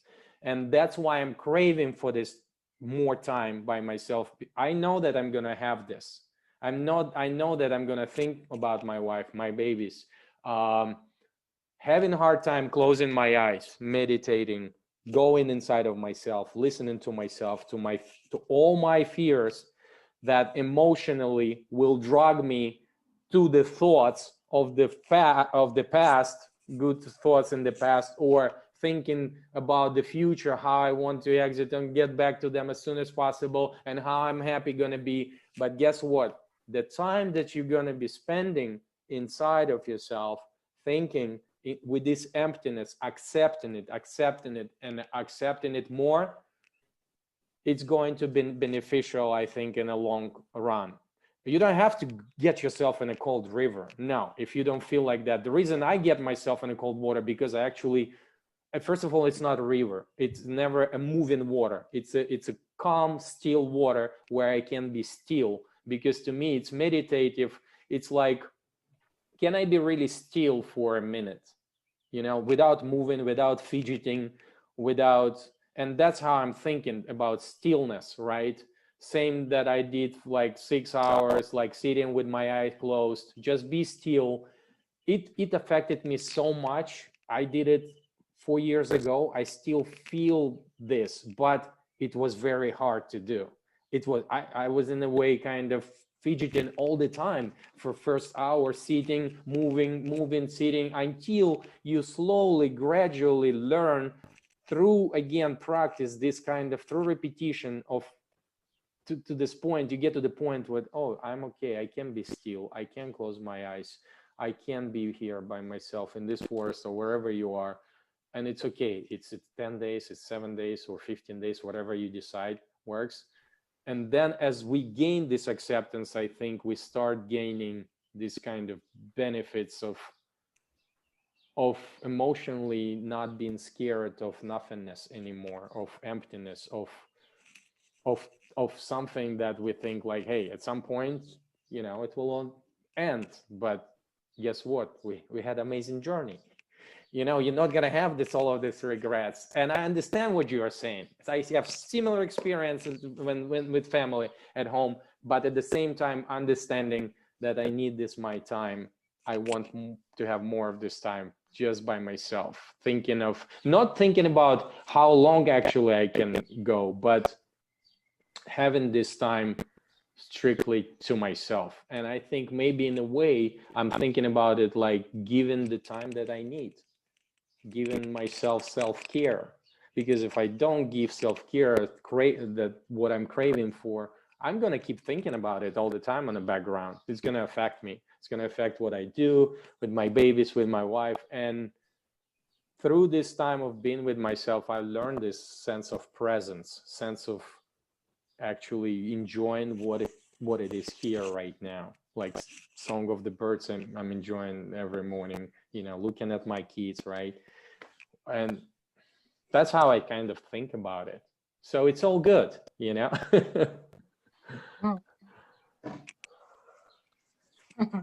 Yeah. We had some other issues that we had to discuss as a group.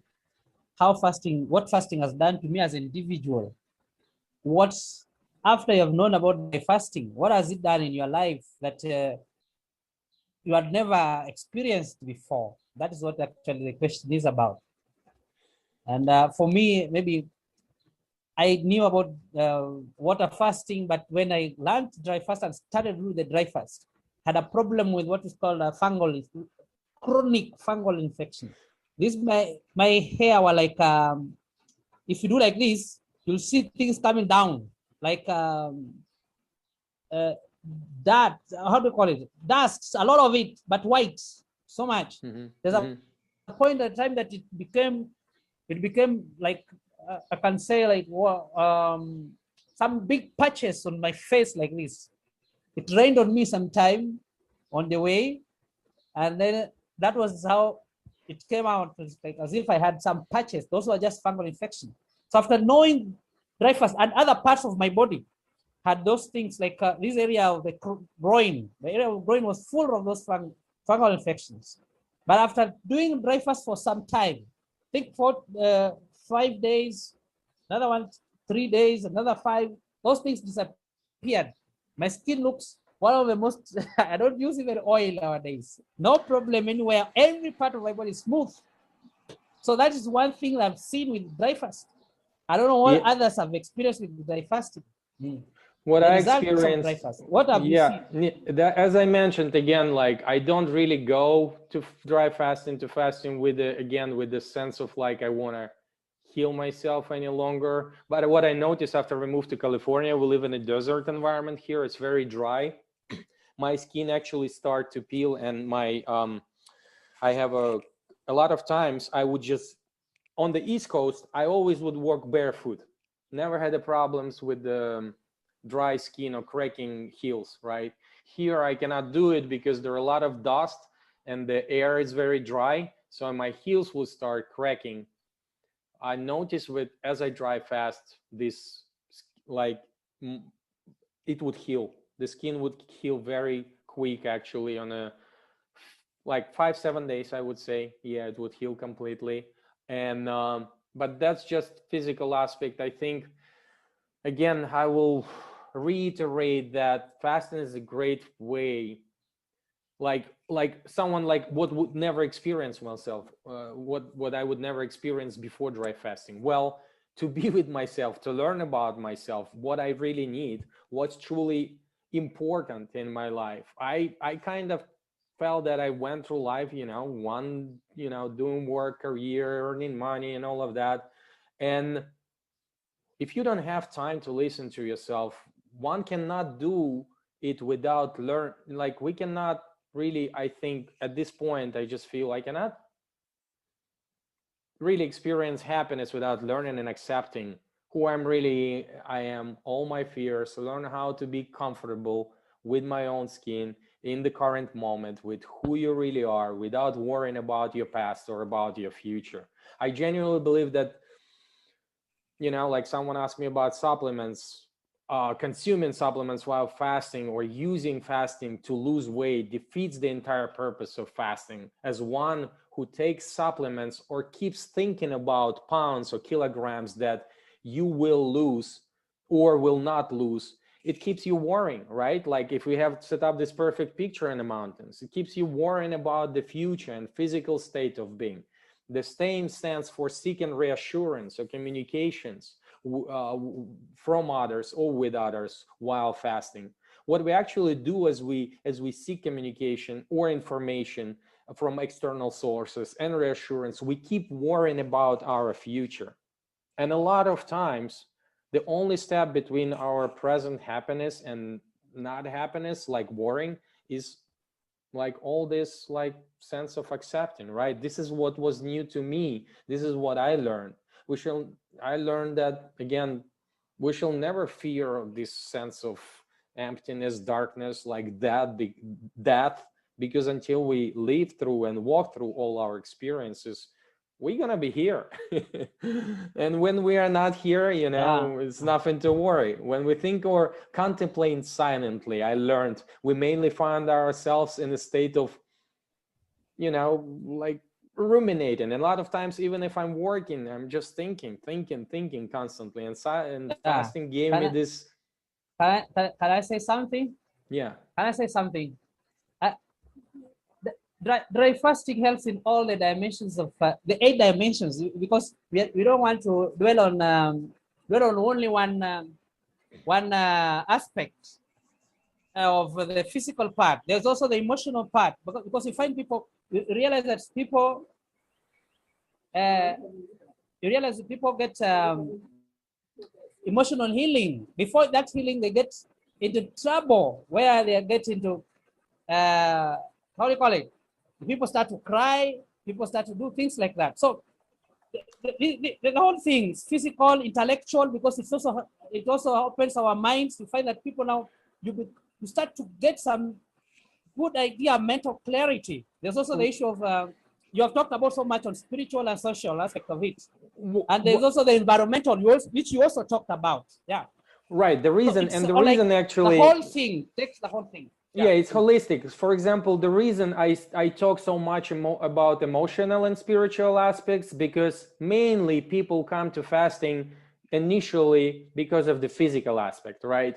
Like, for example, I practice, like my grandfather in USSR, he used to practice Hatha yoga. And I looked at him when I was a kid, and I just did a lot of boxing gymnastics, and I didn't understand why he would move and stand this asana so slowly. It's so boring, right? At this time, when I started practicing yoga about like 8 actually years ago, I would concentrate mainly on physical aspect. Oh, I want to become more flexible. I want to do this asana. I want to be able to do headstand. But then as I went through this, started learning fasting, I realized, oh, in yoga, actually there are 8 limbs of yoga, as you said, holistically, right? There is asanas, physical, there are pranayama, breath work, very important. Like if you concentrate on breath and doing breath work, sometimes I hold my breath, then there are different, there are dhrana, yama, and the highest state of yoga, they call it samadhi. And samadhi is something where you go to the point where you experience notion of unity between you lose this notion of me, myself, I am, and the rest of the world. And that's where I think what affected me fundamentally on the 8th day of my first 12-day dry fast. I would just sit in the forest. It was in the forest in Ecuador, and I would start observing just sky and birds and trees, and I would lose this sense of I am, of me being separate from all of it. I would just feel that I'm completely part of it, and there is no more I am. I would just experience so much presence, and I felt that I was at that point in this state of samadhi, because I would sit or lay down like that for 4 or 5 hours, and I didn't want to come back from this state. It's like very, very I wouldn't even know how to describe it. Like, maybe people have this experiences. It's euphoric. Maybe people have experienced this experience on drugs or on LSD, on mushrooms, because when I was younger, I also experimented with substances, but I realized that body has endorphins, cannabinoids, and all these elements to produce at the certain time when it needs to have them. And I really, like, on the 9th day, I just wanted to lay there for hours and not come back. I thought I never want to start. I never want to start eating again. I never want to start drinking again, because I feel so delighted. I feel so euphoric. I feel that I'm a part of everything, and I don't have this separate sense of separation anymore. And then I forced myself to get out of the fast, right? So that's why I think that's what affected me the most, and that's why I think I continue doing it. I'm not sure what future will bring me to, but I'm glad I'm learning about all of this, that emotional and spiritual and physical are so tightly connected together. I have a question for you. Yeah, ask please. Oh, I wanted to ask if you had heard of like prana, or like living on light, absorbing Yes. the chi, the energy, where you don't actually have to go through eating and then fasting and then eating. Have you heard about that? I want to know your opinion. Yeah, so my experience with this, I only knew one lady, and I actually 3 months ago, I wanted to visit her. 3 months ago, I went to Russia because my entire family, my father, my mother, and my brother got COVID. and it was very hard time actually. They all got to hospital, and I thought that at some point my father will not make it. He was 3 weeks in ICU. I went there to support them for a couple of weeks, and 4 years ago, I learned that there is one lady there, and she was a prana lady, and everyone knew her in Russia as a lady who pretty much just consumes the energy from outside. She doesn't eat, she doesn't drink. And I talked to her over the phone maybe 5 years ago when she was 83. And we just had a normal conversation. You know, I'm like, how come you, like, what brought you there? But she was very, very religious, Orthodox, Christian Orthodox. And I think she was so spiritual. Again, I'm not here to prove or disprove. I don't know what she did. I know that a lot of people knew her in that area. And not only in that area, throughout Russia, is the one who is prana, right? That's my only personal experience I'm relating. So when I went to Russia, I visited the village, and unfortunately I was 2 months late. She died 2 months ago. Her daughter buried her. What she told me, she at some point got so spiritual and believing and started to talk to God, on notion of God, whatever it is, and realized she doesn't need all of this. She basically went away from regular foods first. Then she started to consume herbs, you know, like herbs around us. Like I consume a lot of herb, like nettle leaf, like mallow, like clover, right? And when I fast, actually, my experience again is that I start feeling so much energy coming from the earth if I walk barefoot, from the air when I breathe the air, and if I just stand on the sun. And this is something that I cannot explain on a physical level, but I strongly felt that my body starts working in a way like photosynthesis, like flowers work. You know, like we photosynthesize them. If we stop having source of energy from with putting it inside, our body adapts and starts having sources, starts getting energy from outside. I can assure you that I can feel very clearly much more energy if I'm on a 7-day of fast and I stand on the sun for half an hour. I can't even explain it. I just sit, close my eyes, and I feel the sun coming into me. And it's just such a pleasant feeling that after I open my eyes, I'm ready to run. You know, I'm ready to do things because just like you feel so much. Again, I think the humanity is not there yet. Maybe at some point we will be able to nourish and consume and the energy from the sun, the light, and not be able to eat. But yeah, that's my experience with prana. I think prana is obviously something that might be possible in the future. You know, a lot of things we still learn. It takes thousands of years, hundreds of years, but as you move consciously through this aspect of energy consumption, because everything is energy and energy doesn't go anywhere and doesn't come from nothingness, I think at some point, yeah, we might be able to learn how to just live on prana. That's my desire. Well, yeah, we are in this part. Anyone who has started dry fast, you are already halfway brethren, without knowing. You're already living in prana without knowing.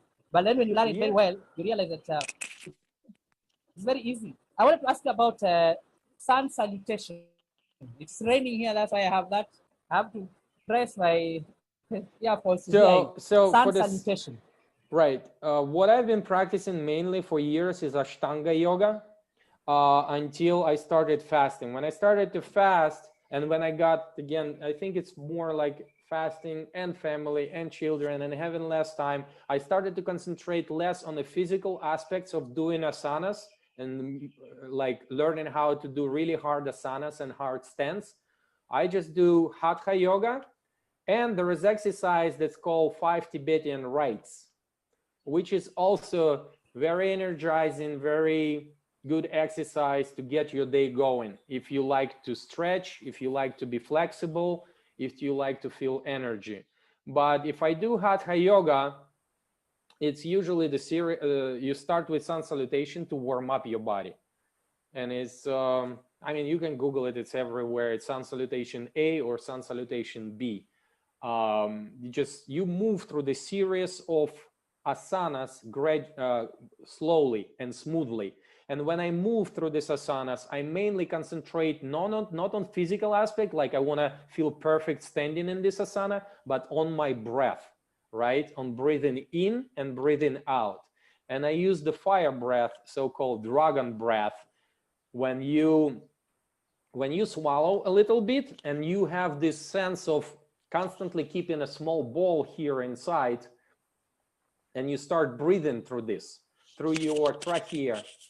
But at the sense when you constantly when you started to swallow and stop in the halfway, and it helps to warm up the body, right? People do yoga in the hot rooms. I think it's unnecessary because the body needs to warm up slowly and gradually, and you can do it with the help of certain breath exercises. So I concentrate on my breath, and just moving out and in, out and in. Every time when my chest expands, I breathe out. Every time I breathe in. Every time it contracts, I breathe out. And I just go through a series of movements, sun salutation, and then through a series of asanas. It usually takes me 20 minutes to 30 minutes to go through all of them. If I do 5 Tibetan rites, it's even less. It's about 10 minutes. If you have short time, like if you're on the move, if you're on the road, I strongly recommend to do this, because it's an exercises that stretch you, and they pretty much invigorize all your, if you think about it, vortexes, chakras, right? You can think about it this way. It pretty much energizes you. And a very good practice, 5 Tibetan rites, or they call them 5 Tibetan monks. Every day, as I fast, I start day with this, because again, life is movement, and as we fast, especially as we fast, we need to move, because it helps to move the blood, move lymphatic system, and cleanse cleanse the body, and have much less kind of time when people have side aspects of acidosis, right? Where you have headache, or you just don't feel well. Could be heartbeat, could be irregular heartbeat, could be not being able to sleep. I also use this, which also I found it really good. Is in Russia we used to call it applicator Kuznetsova, but I don't know what's it's just pretty much things that you lay down on, and it's like small nails, right? Like, let's say before I go to sleep, I can lay down on it, and I just feel at first it feels a little painful, but then you feel ticklish, and then you feel like the blood is rushing everywhere in your body and just invigorating your body. Very relaxing, very energizing. And after that, I just fall to sleep and sleep like a baby, usually. Yeah, I do it usually before nighttime. I stand on it as well. Some people to stand on nails, but I'm not there yet. I feel it's a little bit extreme. Yeah. Yeah. So thank you. All right, guys. Anybody has anything to tell us? Because I think we need to conclude now. To conclude, though, we didn't exhaust everything. Maybe we'll have one day again. Yeah. Somebody has, I don't know, somebody asked a better question, but I answered it about pregnancy. Fasting. Expectant. I see question in the forum. Do you fast when you're pregnant? Someone asked, do you fast when you're expectant? I think, again, I think about fasting as a rest, right? And when I think about pregnancy, I'm thinking about self-care in the first place. We had 2 babies, we delivered, I was with my wife every moment, and I think it's very, very important time where you need to give yourself as much self-care as possible. And when I think about fasting, fasting it's a self-care, but in a way you come to it. It's a little bit extreme if you think about it right away. And when you take care of yourself, when you're pregnant, you're not only taking care of yourself anymore, right? You kind of like, I'm here, but I'm not here alone. There's a life inside of me. So does this life inside of me need fasting type of self-care? I'm personally not sure about it. I wouldn't fast because I feel that you want to be strong, you want to be well nutritioned. It's a very subjective, male experience that I'm expressing here, but I wouldn't go into like, fasting when I'm pregnant, if you are pregnant, sorry, because that's how I'm thinking about it. Let's say if I fast, right, I just do what I want. Do you really want fast when you're pregnant? I'm just curious to learn more. Why would you want to fast? Why are you thinking about fasting when pregnant? Could you tell me more? Could you elaborate more about it? But there are what we call contraindications. Oh, for healthier pregnancy. Okay. Mercy says for healthier pregnancy. Well, Mercy, I think, again, and I'm talking about strictly from traditional, I think, approach to pregnancy. I think the happy pregnancy is the one where mother feels happy. And whatever would make my wife happy, I would do when she would be pregnant. I would try to please every demand because I know when we are happy, you're gonna have, I think about like, we're gonna have happy baby. I would love to have happy baby. Who doesn't want to have happy baby? But if you don't have happy mother, it's, mother is the first paramount and the most important to me, right? So if you feel like not eating maybe a little bit, maybe it's okay, but don't get yourself into hunger and starvation, because this is essentially what fasting is at the beginning, right? When we get into it, we stop putting nutrients inside of us. And again, if we approach it in a very emotionally good way and thinking like, hey, it's a stress. Fasting is essentially, it's a stress for the body. The only difference, there will be 2 people who will be fasting. If one's saying it's going to be okay for me, he's going to be okay, or she's going to be okay. And if the others say, I'm going to die because I'm not eating, most likely this person will have a hard time and eventually die. I'm just interrupting you to allow to just put a point on the fasting with pregnancy. I think it is wisdom. You do it before you get pregnant, and it has been said. I think this is in Chinese history, or read it from East literature, where when you eat healthy, you fast, then you are going to get a super person. The baby you are going to bring up is going to be very intelligent, very healthy. So it's something that you do before the pregnancy, before the fasting. I wouldn't say to my wife, hey, I'm okay with you fasting if you are pregnant. I'm just talking from my personal experience.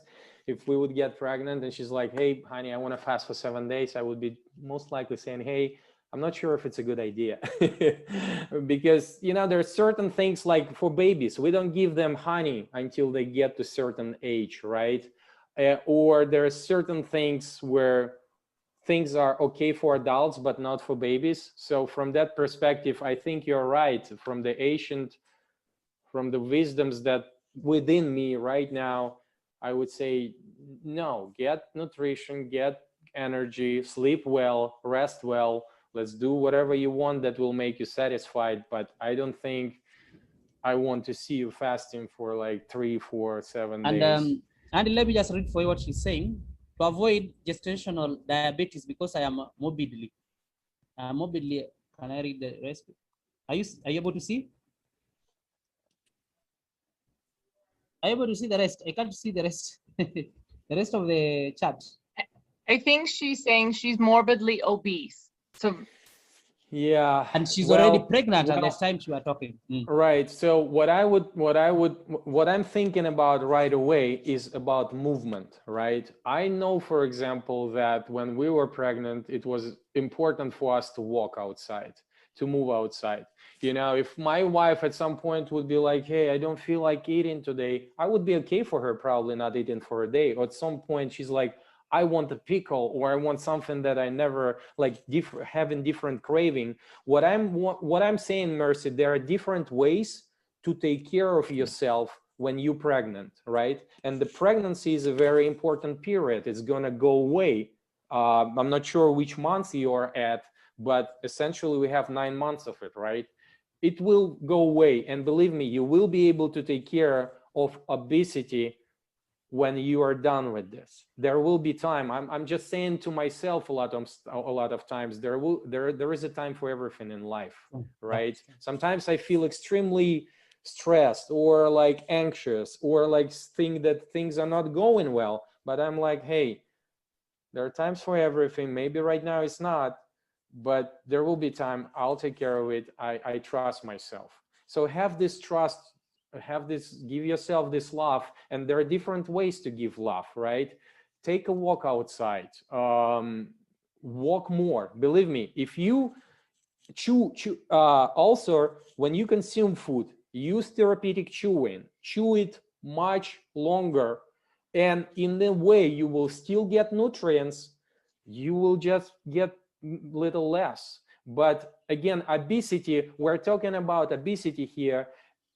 A lot of times it's also our self-image. Sometimes I've met people who are really attractive and beautiful, but guess what? They thought that they're extremely ugly, and there was nothing wrong with them. So keep also this in mind, that sometimes if we constantly repeat to ourselves that we are really obese, maybe we don't have so much overweight, you know? And remember also, as the body gets pregnant, our body is not stupid, right? When I fast, for example, I don't lose much or I don't gain much after I exit fast, because my complexity of my body, the way my body is, right? But some people gain more or lose more when they fast. And it's also okay. There are 4 types of bodies: ectomorph, mesomorph, mesomorph, and some other. So think about it also. What I'm saying, don't go too much extremes, especially at this time, right? This is the time to take care of yourself, and there are different ways. So maybe walking more, maybe chewing a little bit more, but don't deprive yourself and the baby of nutrients, because we do need them one way or another. And as we talked about prana previously, personally, from my experience, I have not met anyone yet who would live on prana for more than 50 days. But it's those people definitely were not pregnant when they go into this state. So, and if you want to talk more about it, if you want to, express more about what you feel, maybe help that you need, we're here, and let's talk more about it. Maybe we can support you and give you some other good thoughts. Can I say something to you, Mercy? Yes. Yeah, just say please. I just wanted to say I've never fasted through pregnancy, at least more than 24 hours. But so Mercy, I know the impatience. I know that feeling of because you're like, it's going to be forever until I can get to this fasting place to heal. And this impatience, and you want to get there, but you're like, I've got 7 more months or 5 more months. So let me tell you a quick personal story. So I had our last baby, cute little girl, and I felt called to do this 7-day dry fast. But all the Russian doctors say you cannot dry fast with nursing. It's one of the contradictions. They say no nursing, no nursing. Indications, contraindications. What? Yeah, go ahead. Yes. And so, but I felt like with all my soul, I needed to do these 7 days. And so, ignoring the doctors, I stopped up my milk, didn't take very long, and I did my 7-day dry fast. And I was able to bring back my milk, oh goodness, like a week. So, my baby missed out on 2.5 weeks of total full milk. But so for me, it was just a bit of a sacrifice, but I was able to get there's lots of ways to get your milk back. So I just felt called to do that. And I was able to bring my milk back in and feed my baby. And it was only a tiny chunk of time. And so, because I was like, I can't wait an entire year till I'm totally done nursing. But you're not supposed to dry fast while you're nursing a baby. Anyway, so Mercy, if you felt called, you actually can stop it up for a tiny bit. I'm not recommending this, by the way. I'm crazy. I do all sorts of crazy things. Right, but you were Okay, let me just chip in to give a little context. I wasn't in the place where I could talk, so I've just stepped out to do to give a quick context to my question. So I'm just about 6 weeks, and I've had 3 miscarriages in the past. And I really don't know why. So I was hoping that I would fix whatever it might be with fasting. And even before I got to find out that I was pregnant, I already started doing intermittent. I would even break at 9 p.m. and I wouldn't even feel tired at all or hungry, which is what I was thinking. Probably, I was already, pregnant, and it was its early days, and I didn't feel like anything was going wrong, but I don't have any information about this. I'm just, and I am really overweight. I'm over 100 kg. I'm not a tall person at all. And I did wonder if it was, obesity and part of the challenges that come with obesity that have caused, the past episodes of miscarriages. So hopefully if I maintain intermittent fasting, I would have things be in a better place for my health, baby's health, and hopefully I carry to full term and avoid any problems that obesity causes. Mercy, may I ask you a question? Outside of overweight and fasting, right? Yeah. Like right now, you said, how long you've been pregnant? I'm just 6 weeks now. 6 weeks pregnant. What is your actual setting on a daily basis? What are your daily routines? Do you work? How many times you feel that you are really under stress? And how do you take care of yourself during these times? What do you do for rest and self-care? Right now, I am looking for a job. I've just finished a master's in uni, so I'm basically at home. I'm out only, say I'm going shopping or I'm just going for a walk, which I rarely do these days. So most times I would say like 80% I'm just at home, cook, a few cleanings, and I'm in my bedroom. Okay, are you 80% are you at home? Do you live with parents, with your husband? Who do you live with? With my husband. Okay, so you don't live with parents, right? When you say 80% at home, do you think you can actually implement more time of being in an environment which is relaxing? I mean, like walking in the nature, walking in the park, maybe taking a,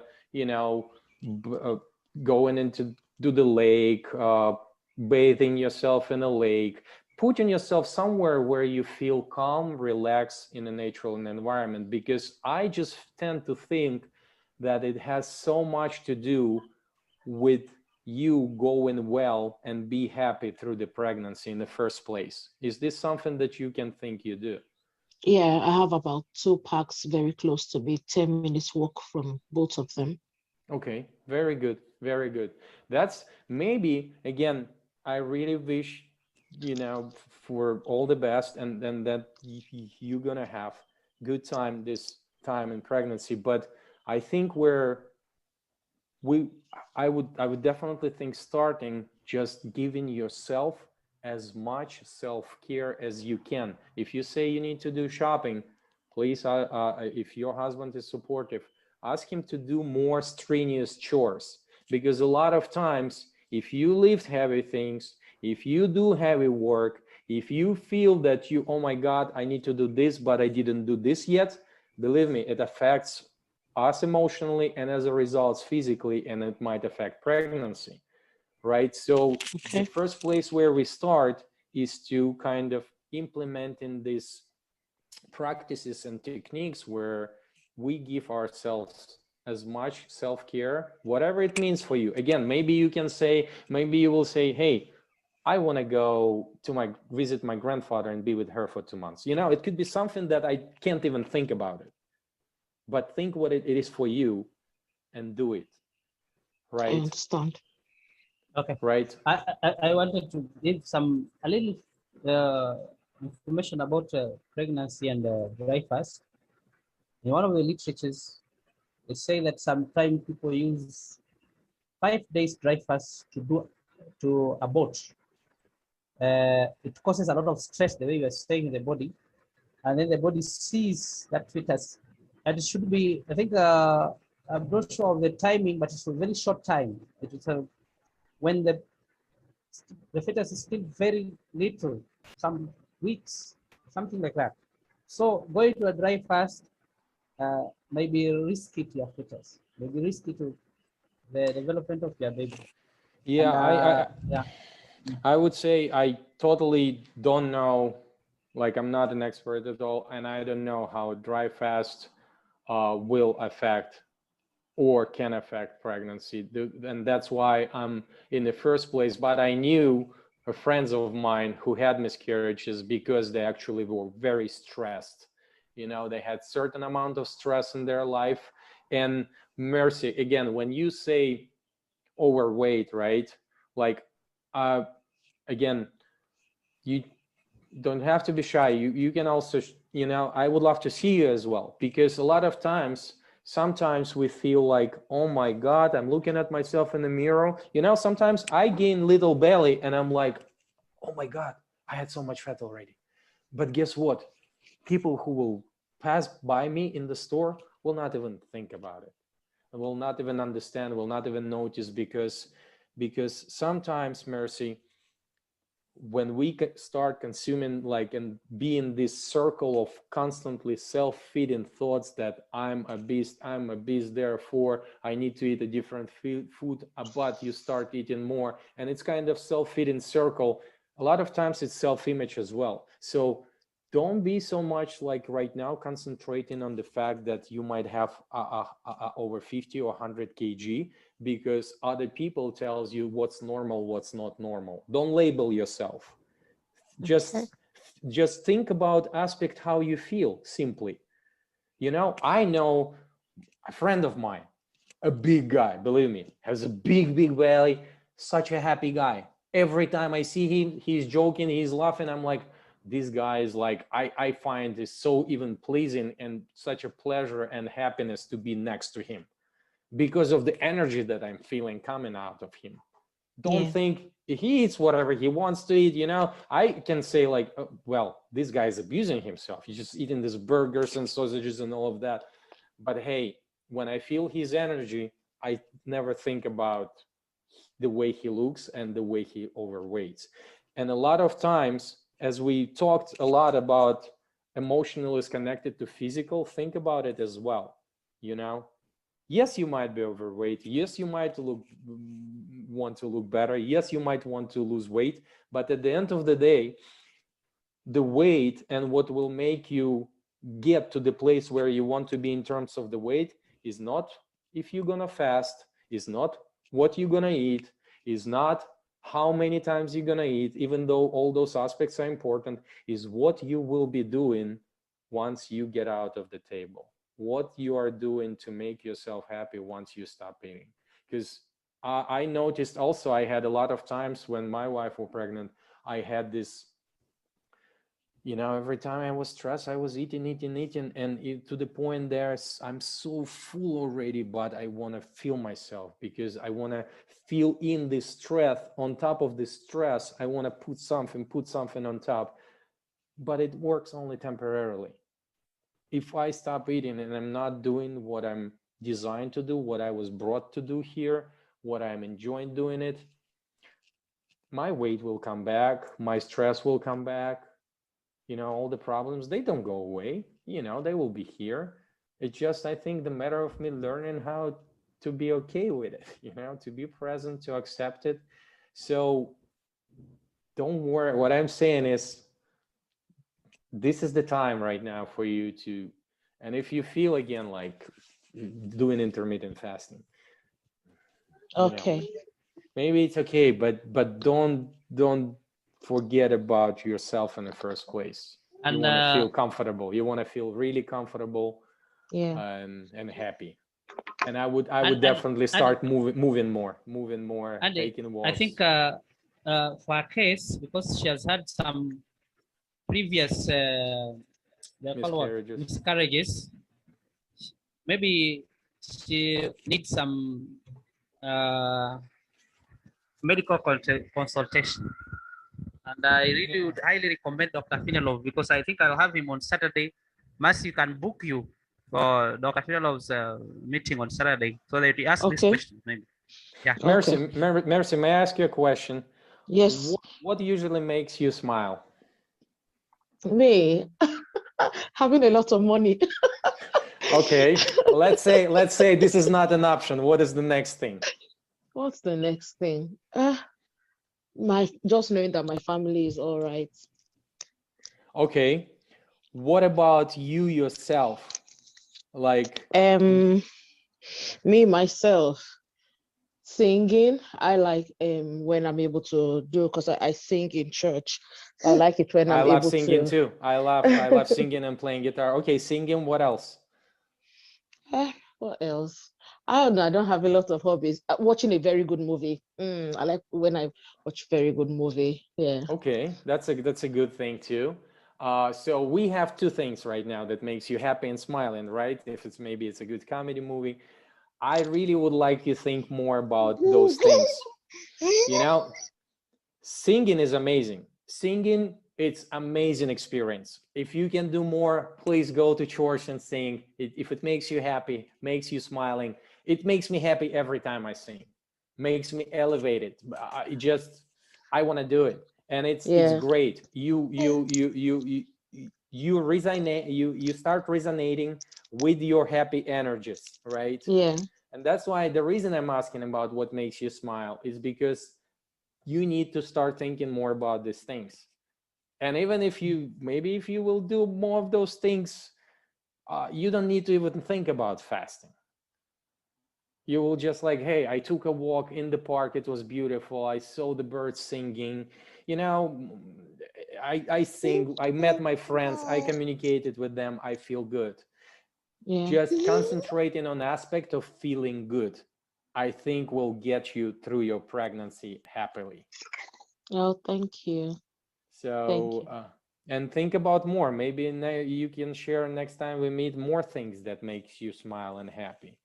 Because those are important things. Money, believe me, money is money. They can make us buy more things maybe, and be in a little bit bigger house or something, a better car. But at the end of the day, when time comes, this is not what we will remember about life, what made us happy. What you will remember, I'm pretty sure, is the time that you were singing that made you happy. Time that you were... When I want money to be able to help my family, help the people that I love, it makes me happy that, you know, I was able to take somebody out of a terrible situation that money can solve, things like that. I know you think about all of this, but right now it's time for you to think about yourself first. Sure. You know, you first, number one. It's like when I go to fasting also, I start thinking like, it's me number one right now. It's time for me to take care of myself. But Okay. again, there are different ways. And right now, think about singing, church, walking. Don't think about money and helping your family. Don't think about helping others. You are the most important person in your life right now. Okay. Okay. I understand. Thank you. Sure, you're welcome. Yeah. Thank you to everyone who has helped in contributing one knowledge or the other. All right, Yes, you're guys, I welcome. think I have to go. It was good chatting with Yeah. you. Yeah. So I think we have to wrap it up. If there's any, do you have anybody with what we call A or B, maybe a pressing issue, pressing. If there's none, we'll call it a day. It was a good, it was a good chat. It was Thank wonderful. you. Thank you for listening. Wonderful. Thank you guys for listening. I'm really glad to share. And I'm on a Facebook, connect me. We can be friends. And as I go through this, I share more, so. Yeah. So we'll just give me those books, issues of books or what? I will send you the link. I will send you the link. Okay. Yeah. Okay. So thank you so much. I really appreciate it. We just did very short time and we have done a very wonderful time webinar. Thank you, Frederick. Have a good day. Bye. Bye. Bye. Bye. Bye.